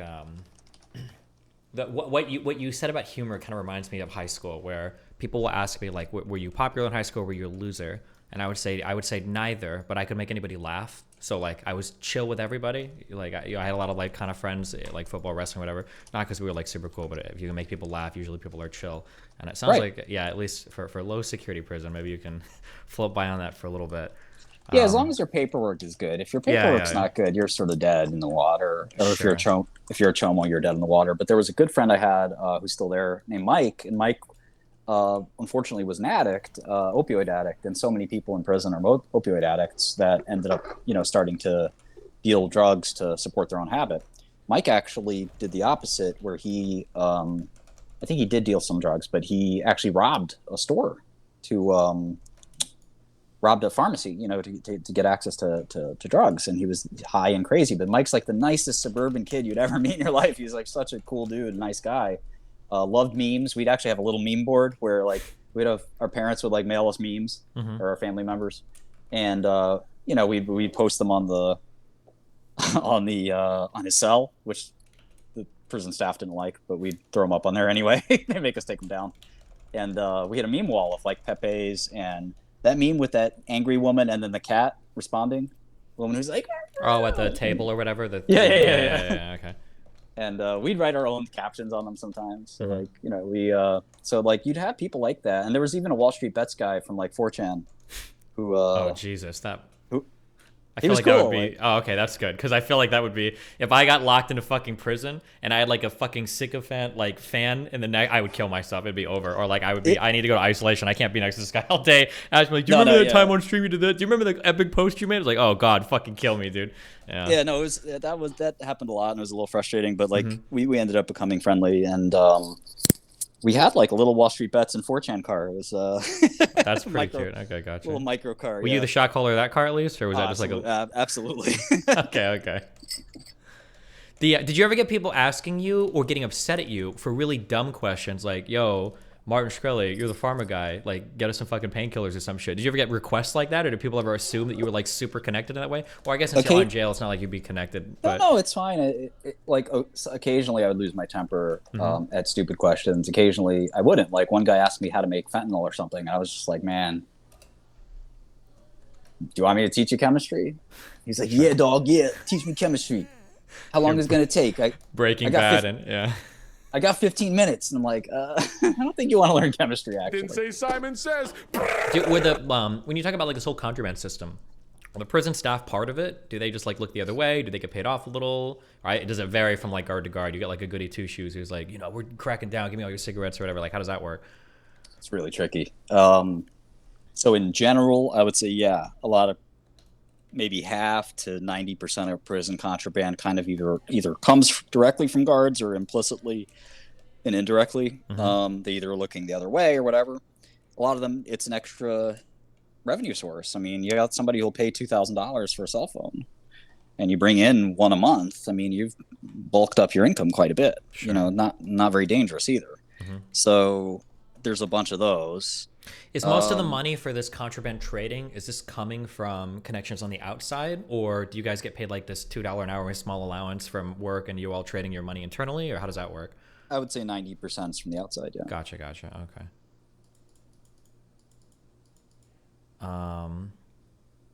You mentioned, I'm kind of curious, I guess I don't really know what your view of pharmaceuticals in general was, like opiates and stuff going in. Do you feel like seeing people affected by it so negatively inside, did that change your view overall of like, damn, like there's a lot of people that are fucked up on this shit? Or are you just like it's always part of the world of pharmaceuticals, or?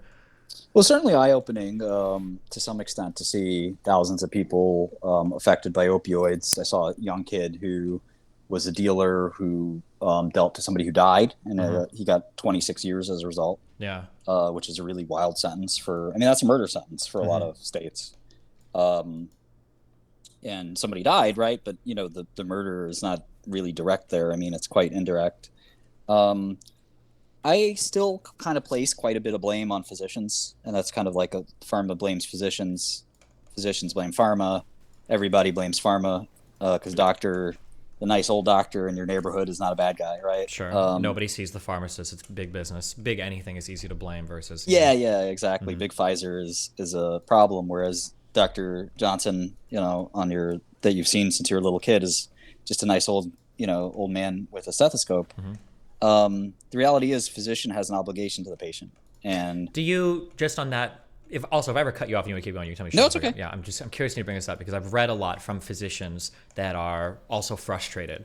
So I'm curious, do you have sympathies? Or you're like, fuck you, that's part of your job. Because I'll hear like this, like it's hard. People come to me, they want something. If I turn them all away or I don't, they walk. It's almost like 2007 with mortgages, right? Like if you want to be the bank that does business well, nobody wants to do business with you, and then you're kind of like roped into this weird... I can't blame physicians for the difficult job they have. they have to be really, really mindful and careful that there are people trying to trick them, lie to them, defraud them. They're they want to give a drug that works, but they don't want to give a drug that'll get their patients hooked and potentially become dependent. It's not easy, it's not an easy job, but at the same time, like, drug companies' job is to make the stuff, not to do much more than that. And, physicians also have to understand that drug companies have an incentive to also pitch them and lie to them quite a bit. Yeah. And that they have to sort of be realistic about the expectations they have on a drug, and they're supposed to use them and roll them out carefully and get experience with them and kind of see what they can do and can't do. It's not, there's no easy answer, right? There would be a solution if there was. This is kind of like a side question, I guess. Do you think that? Yeah, I think it's pretty unique in the United States that our pharmacies our pharmaceutical companies can advertise. Do you think that should be allowed? Do you think it's fine, or do you think that should change in the U.S.? Usually, it doesn't make much of a difference. I think people kind of assign. We see ads for Tide and stuff like that, and we think it matters a lot for drugs, but it really doesn't.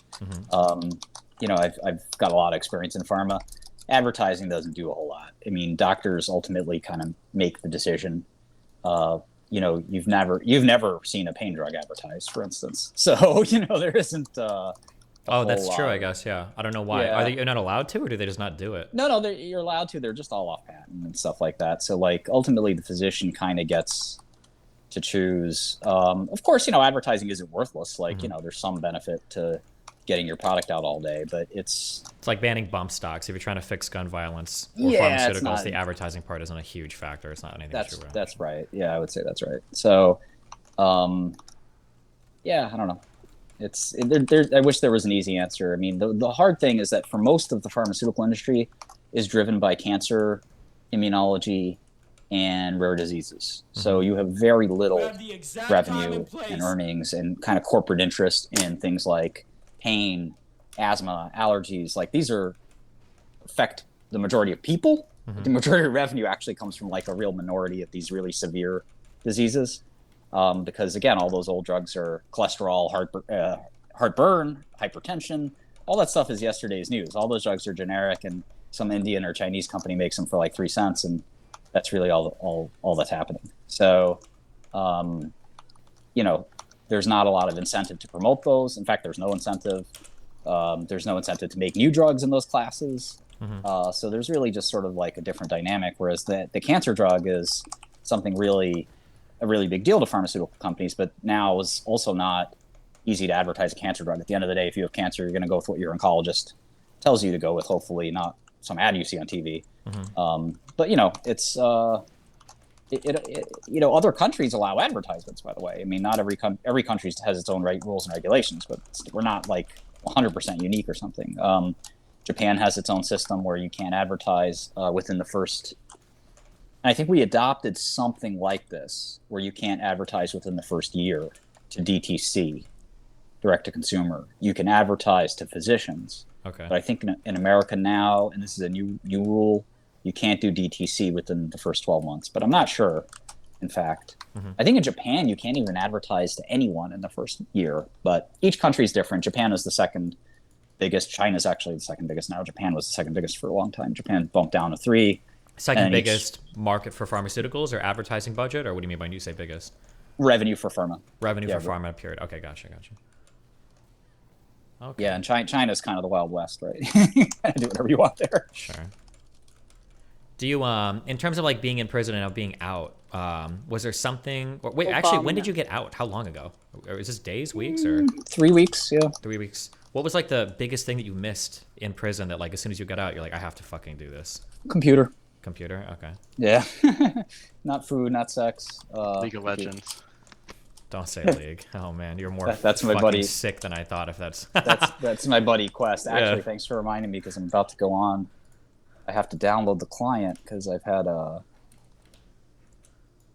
I do miss League. I miss video games. I'm really focused on my career, so I don't want to necessarily waste it playing video games. But one game can't hurt, right, Quest? Real. Quest is a superstar player, so he's not my buddy. Some of my pro buddies, but Who's my favorite pro buddy? Let me see here.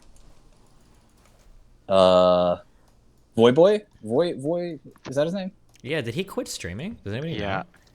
I think he's taking a break from Taking a streaming. break. Yeah, Gotcha. he's a really cool It's dude. been I a think. very long, prolonged break. All right, let me see if my league login still works with all the fucking champs I bought. I think I put like 10 grand into this game. Did you disclose that asset as part of the court proceedings? That's it. Not funny. We're not gonna talk about that. Okay. Damn, dude. Imagine selling your skins back to Riot. Not good. This is a more serious question. When you, I don't know how much you care about your life or the years of your life, but when you're looking at a prison sentence spanning, I guess you said, there's no way you were in for 5 years. How long was it? Yeah. It was 5 It's years. just about Jeez, 5, it feels, okay. Oh, I guess you had 2022. Jesus Christ. It'll be 5 in September. So I went in on September 13th. Gotcha. What do you think about in terms of like, these are like aspects of my life that I need when I get out, like I have to catch up on this, or I'm worried about this, or are there things like plans for like families or anything? Like, is that anything you ever factor in it? Or is this for you personally, it's just like, yeah, it's all part of the journey, like whatever the fuck? Yeah, that's such a tough question. I think you have to be more specific because I think it's a little bit of both. I think just maximizing this. Let me see if that helps. Yeah, it's a little bit of both. I think there's you could sort of see that both ways. Gotcha. Okay. So it feels like if that's your answer, then this isn't like a huge thing. You're like stressing out over it or anything. I would say in some respects, yes, and in some respects, no. Like, I think you have to be more granular. Like, I'm not sure how to fully answer that without. Gotcha. Okay.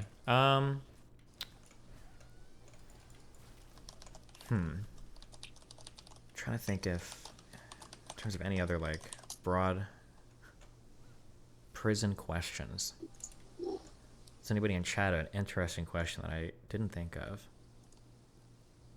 Are you going to get into like talk? I'm sure that there's like people that want to know like a billion things related to your ideas on like the coronavirus and the vaccines and whether Trump is going to run again. Do you do like political chat on stream, or are you going to focus? I'll talk about whatever you want, man. What do you? Okay, well, I guess before I dig into that, what for your? Because obviously you want to do some kind of streaming again. I imagine if you turn it on, 3 weeks coming out. What do you want to stream? What do you want to like stream about? Don't say League of Legends. Sorry, I'm trying to talk to Riot and get my account back right now. No problem.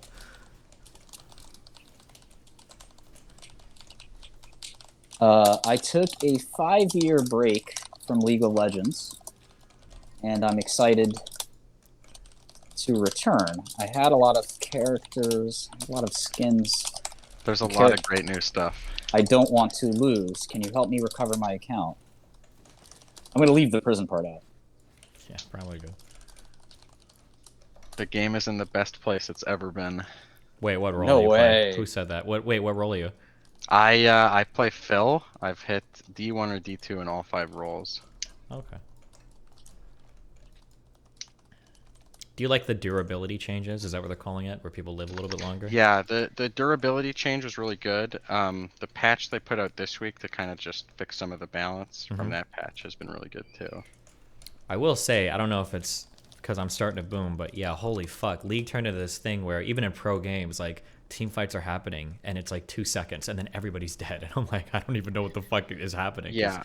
Yeah, even like tanks will get like melted in like one rotation and then like one auto from somebody's like, Jesus Christ. Yeah. Riot's balance ideology was essentially that the game is way more fun when things are on a knife's edge. But when it got to the point that assassins can just one-shot tanks, it was kind of too much. It seemed really dumb. I knew it was bad when it got to the point where like, damn, even as an 80 carry, I feel like I'm destroying tanks like way too quickly. Like this is just really stupid. The durability change has been fantastic for that. All right, that's cool.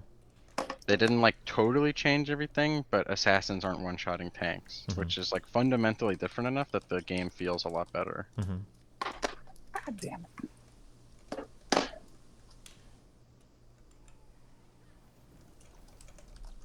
I'm sorry, was this a Martin Shkreli stream or Quest stream? Well, now it's a League of Legends stream because you. It's always about League of Legends, man. Everything comes back to League. Okay.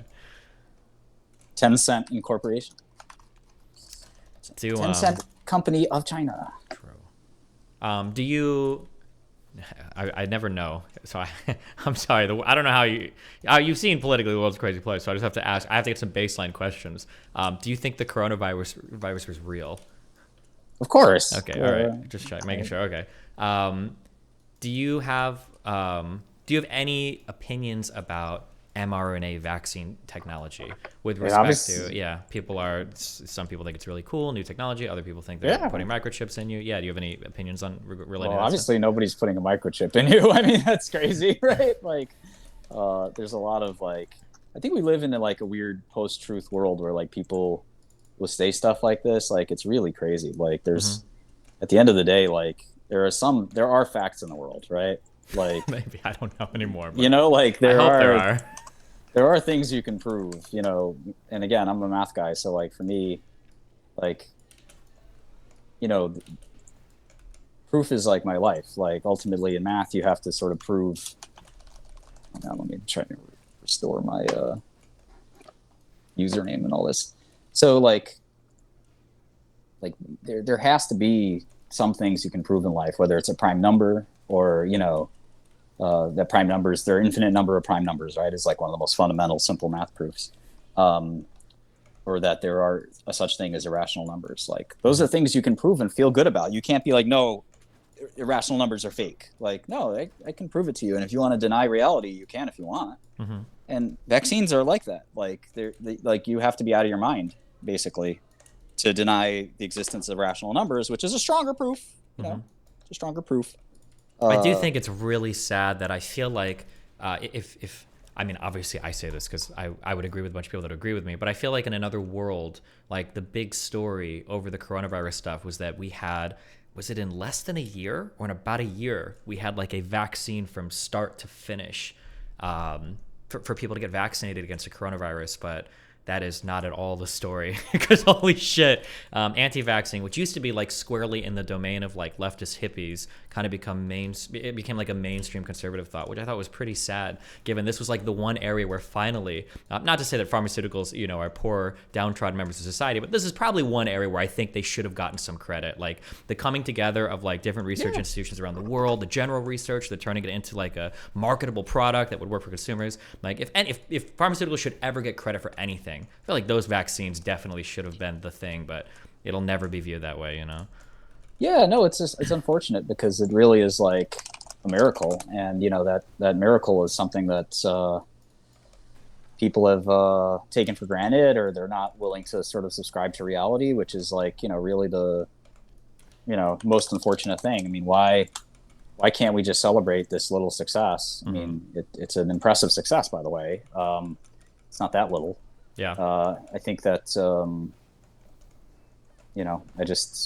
sad place to be. So, again, I lament the whole nouveau kind of question everything. You should question everything. That's what science in fact, is about. Mm-hmm. It sucks because people will say that this is so weird, but people say question everything and do your own research, and on its face absolutely, but the people that say that are actually the people that there's alternative media, they turn it on and they'll be question everything. I don't trust the government, I don't trust what these loser researchers are saying. It's okay, that's base, cool, do your own research. And you're I trust every single thing Joe Rogan tells me about the vaccine. It's okay, well, what the fuck, dude? You're turning your eye from one thing to another and pretending you have an infinite mind.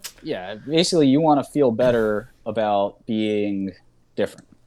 And you want to be a contrarian. You want to feel good about doing everything differently from everybody else, and that just doesn't work all the time. And the difference in standards. I see regardless of what you feel about trans people, but I see in Florida they'll put out a thing where it's well, if you want to be trans, there needs to be these gold standard prospective randomized control trials to show me that blah blah blah works, and it's okay, that's cool, but where was that thought when we were talking about ivermectin or hydroxychloroquine?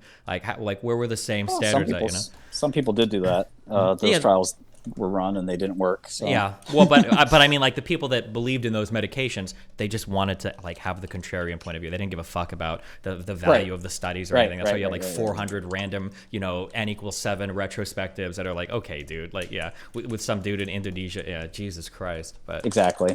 Yeah. No, you know how it works. I mean, ultimately, again, there's this psychological kind of desire to be to be different. And, you know, you have that psychological sense for, you know, just kind of, sorry, I'm just trying to do this league thing. Yeah, you're good. You have a psychological desire to be different. You have a psychological desire to stand out, to be unique, to not, you know, be a, like somebody that's a sheep, I guess. Yeah, you don't want to be a sheep, so you put on like you know, a different color wool. So effectively, you're a sheep, but just in the other direction, and now it feels special. Right. Yeah. In the past, I think Walmart tried to get into doing pharmacy related stuff. I don't know if they still do because people want to have like solutions. Yeah. Mark Cuban, I think recently has got like he's trying to do like a startup for generic drugs. Do you think that there's like any chance of success for these, or like why do you think these would work? Why do you think these would fail? Well, I mean, you know, generic drug companies have been around a long time, you know, so I've even got one. So like ultimately it's a really tough business to be in. Like there's nobody's excited about the generic drug business. Like it's just a shitty, crappy, low margin, tough to succeed in business. I don't know what he's bringing to the table that's any different. Like everything that's been tried in generics, like has been tried. Like there's no secret sauce to that business at all. Like, so good luck to him, I guess. But like nobody like is desperately excited about being in the generic drug industry. Somebody, like, and hold on real quick. Some people in my chat are saying that you're streaming your password manager right now. Are you streaming your screen or? Yeah, that's not good. Yeah, just be careful. I don't know if you're showing anything. I thought I was streaming our chat. Yikes. Okay. Just be careful, all right? Yeah, thanks for that. I thought, yeah, someone would tell me that. But, oh well. Let me see.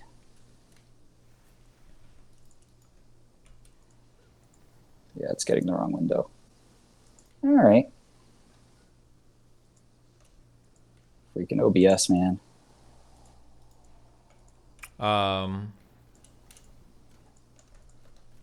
Fuck. Is there? Can I send you a DM on this real quick? I don't know. I guess you can. I didn't mean to ask if I can. I guess what I'm asking is, am I able to? If I type in chat, hold on. On on the Google Meet? Yeah, is there like a chat here or? Yeah, there's a button in the bottom right.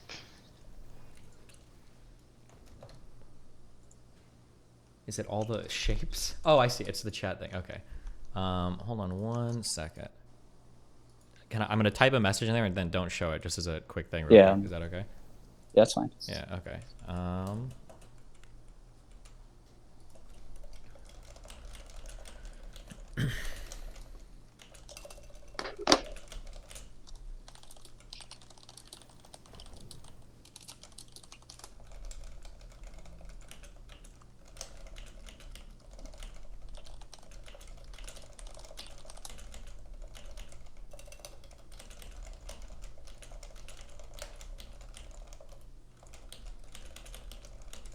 Yeah, it's no big deal.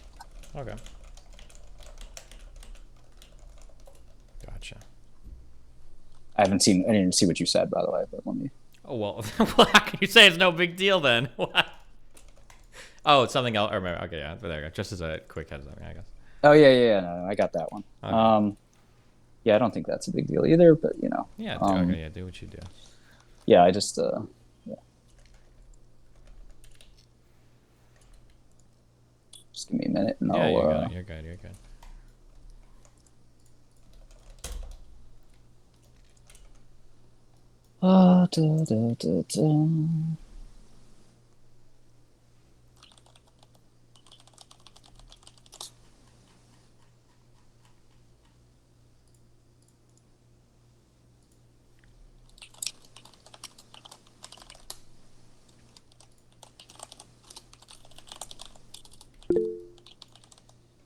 Yeah, I thought I could just stream the window.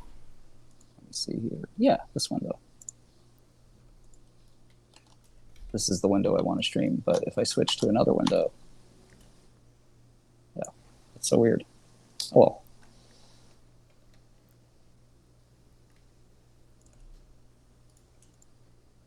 Yeah, so what's up?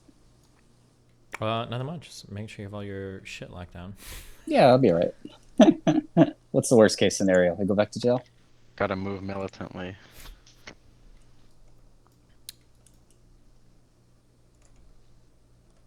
Were there someone in chat asked us, this is interesting. Are there cars for every ethnic group? And then the next question is going to be, were there Russian cars? And did the invasion in Ukraine like affect any of the internal political shit? That's a really funny question. So, yeah, so the Russian cars are definitely real. There aren't too many Russian people in prison, but some prisons have a lot of Russian people. So, you know, occasionally you do get that. So yeah, so I had some friends, but yeah, I just changed all my passwords. So that's good. Get at me if you want, but it ain't gonna work.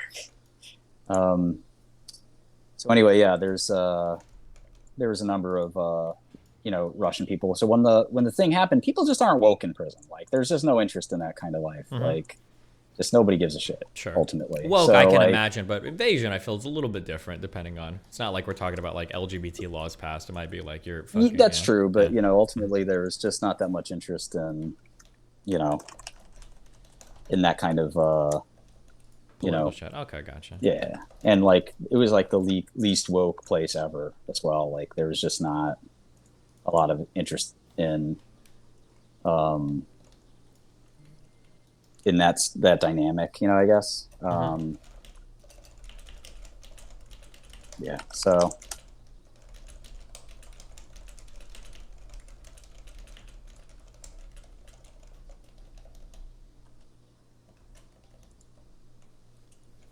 hopefully nobody can see my password.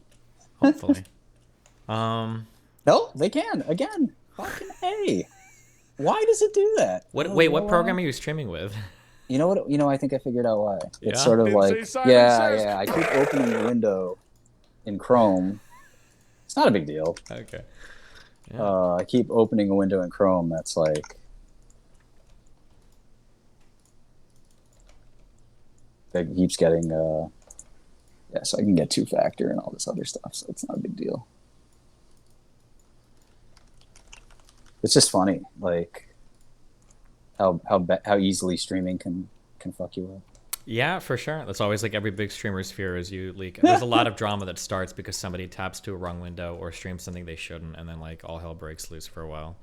I've had my credit card. I put my credit card in publicly. That was a funny one. Nice. All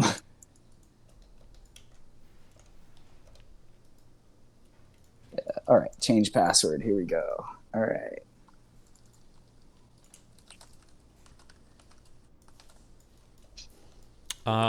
Let's see. Well, now, so it sounds like you're not on board with the. Oh, so we never got into this actually. I did a lot of fighting on the internet around the time of the GME shit. Oh yeah. So I know a little bit of stuff, but so we talked a little bit about like this kind of coordinated, but non-coordinated, like off-platform like trading, where a whole bunch of people can basically drive up the price of a security. Moving away from that to the classical, like GME thing. Like, do you think there was like this malignant coordination between Robinhood to block traders from, trading any of the meme tickers, between Robinhood and Citadel and any of that? Or do you think it was business as usual? Or do you think that, when they said that like we had to close these out because we didn't have the margin for it, that they were being like legitimate? Or I'm curious. Yeah, all good questions. I think they were probably being truthful. I think they were in trouble. They had issues. Now, whether those issues were created by some other actor, that's definitely possible. But there's, I think there was a real kind of, real problem. They had a real problem on their hands. So, Okay. So I'm in League. I'm just trying to see if I have a actual. This is my actual main account or not. We'll see. What's the highest you've ever gotten in League? What? I mean, mostly it played with really good players, so I think that there was some boosting kind of dynamic there. I mean, listen, it's not intentional necessarily, right? But no, yeah, I know what you mean. Sure. Is that your true elo? Like, so like I think there should probably be different ratings based on kind of like I only play what is it? I only solo queue. I think that's the phrase, right? They're considering making that change. Yeah, because otherwise, like, if I play with 4 pros, like, it's pretty much. I mean, it's gonna matter. My playing quality is gonna matter, but like. Wait, when you played back then, were ranked 5 still a real thing? Could you We play? Is that played not a real thing? Well, it We used played to a be, but lot it was this a. season with dynamic queue. Oh yeah, they had the weird. Yeah, there was a weird. We played a lot of dynamic queue. Fuck. I'm only asking this question because somebody. Don't give me. Don't. Okay, but we'll do this one. What are your thoughts on the differing efficacy between generic and brand formulation based on the criteria that requires only the active ingredients stay the same? Differing efficacy, yeah. So generics work as well as branded in almost every case. You can kind of debate that, obviously, but it's I think it's just pretty much a proven thing. There are some edge cases where it does matter, but there are very few of those. Here's a question. I fight a lot with people over insulin. A lot of people say that there's a name for this practice. I don't know if people call it patent engineering or something. Yeah. But yeah, people will argue that drug companies needlessly tweak the formula for insulin, just to continue to reap rewards off of what's essentially the same thing, and other countries pay so little for it. Yeah. Do you have opinions on insulin? Is a pretty specific one, I guess, because so many people need it and people argue about it all the time. Yeah. No, those are all good questions. I mean, I think insulin itself is off patent. It's been off patent for a really long time. There are other forms of insulin, so those forms are kind of somewhat patented, somewhat not, and they also sort of. It's not easy because there's other dynamics at play, because insulin's sort of a biologic. Sort of not. So it's kind of in this space between a small molecule and a biologic. It's so-called peptide. So it's a really weird edge case. For type 1 diabetics, insulin's quite important. For type 2 diabetics, it's a little less important. And I think that's another thing to keep in mind. There are like 20 drugs for type 2. So, just something to sort of keep in mind. I think that whole idea of like engineering a slightly different drug to win a patent and to prolong your intellectual property is basically something that doesn't get done anymore, because there's PBMs and other apparatuses. Just doctors are just smarter as well. So they just kind of there's just no that just doesn't happen anymore.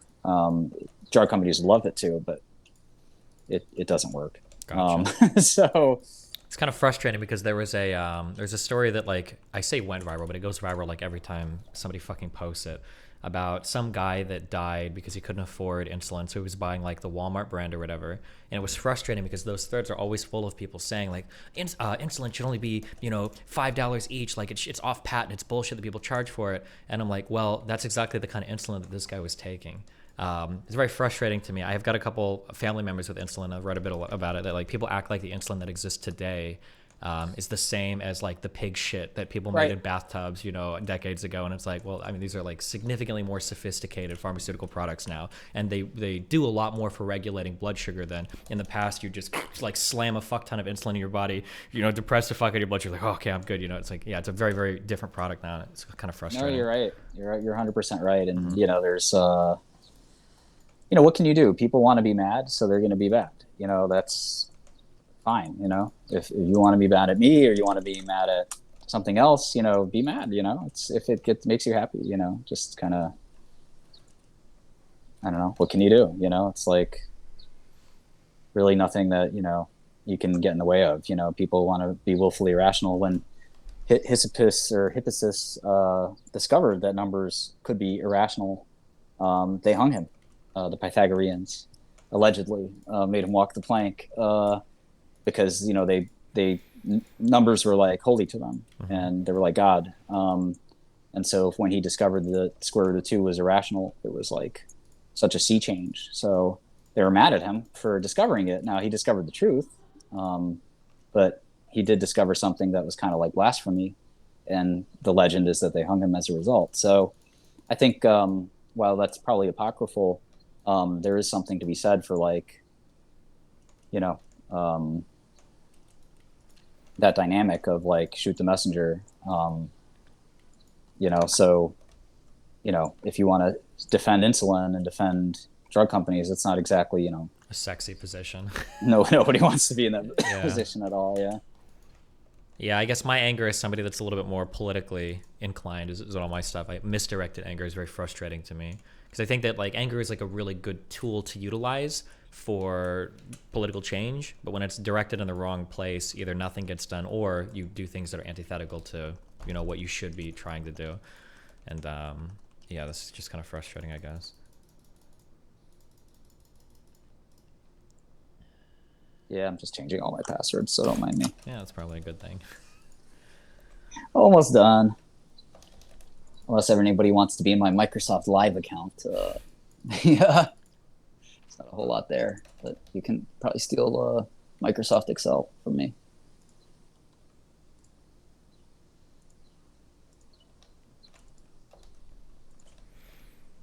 Just joking. You can't even do that. All right. All my passwords are good. I can pay attention to you again. Nice. Were there any relationships with people that I'm sure as you've been propelled into more of the limelight, you start to see how kind of like being a celebrity, mini celebrity or not, impacts the way that people treat you. When you went to prison, were there any people that you were really disappointed about? Like, I thought this guy was cool, but now that I'm in prison, like he's like shit talking me, or I thought these people were cool, but they basically completely stopped giving a fuck once they couldn't get anything. Did you have that kind of experience a lot, or were you more reclusive and it never really affected you? Or so, like inside of prison or outside, like my family, like and outside, friends like yeah. Did you make any new friends as you became like Martin Shkreli, the farmer bro, who like Oh, for sure. Yeah, and then when you went to prison, you're like, well, fuck, these guys like didn't give a fuck, or did you have any feelings like that ever, or not? I don't think you're being too clear in what you're asking, because I'm trying to understand if you're talking about like me being disappointed in people who abandoned me, or yeah, that's more. Yeah. So like for instance, like whenever I get into, I always say this, like I don't trust anybody until we've gone through some shit where you can fuck me over. That's what I always say. Yeah, so like yeah. there'll be times when like I get into a really dramatic event and there are people that like I kind of thought were my friends, but given the opportunity to hop on like a jerk wave and shit talk the fuck out of me, it's like, okay, fuck you. Like you're here when it's convenient for you, and then when you have the opportunity to cash in on shitting on me, you'll do it. I didn't know if you went through like any experiences like that. Yeah, no, of course. I think we go through those experiences whether we're quote unquote famous or not. You know, I think there's you know, just that dynamic where you can't you know, you just kind of can't help it. You know, that's kind of humanity. You know, sorry, I keep getting somebody spamming me to be in here. It's a little annoying because I'm just gonna close the stream if you keep doing that. So next time, use Discord, okay? Or I think if you I'll try. Yeah, or don't leak like the Google Meets URL because people can. Like, I can't help. Yeah, I can't help it. You know, given my current circumstance, I don't have a webcam. Of course, yeah. For if in the future, whatever, if you're ever trying to set like a stream thing up, if you DM me, I can like give you like a little walkthrough so that shit isn't getting leaked or whatever. And you have to also assume that I don't have a webcam. So that's the problem right now. Yeah. Yeah, true. Yeah, there are clever ways around it, but you have to like there's just like weird shit you have to do. I think in terms of setting up. Like, what are you using to stream right now? Like, what program? A phone. Yeah. You're streaming a phone, OBS, a desktop. Yeah, there's like I think there's ways on OBS that we can set up like the scene so that it only shows like a certain thing, and then you don't have to worry about like stuff getting like, or you can like crop out parts of the screen region so like the URL isn't like showing stuff like that basically. Oh yeah. That's a good idea. Yeah, I think I'm frozen or something. Anyway, so weird. All right, well, I should probably just run. Get in this situation. So it was nice talking to you. Yeah. Well, hey, good luck on the outside and everything. If you ever want to chat. Yeah, bro. Yeah, no. If you want to email me or something, so we can have a permanent email, that'd be good. What are you? Is it just Martin at martinshkreli.com would work well. Gotcha. You didn't let your domain lapse while you're in prison. That's good. Gotcha. Yeah, so just email me there and we can touch base. Okay, cool. All right, well, hey, thanks for the chat, man. Good luck with everything, all right? See you later. Thank you. Yep, bye.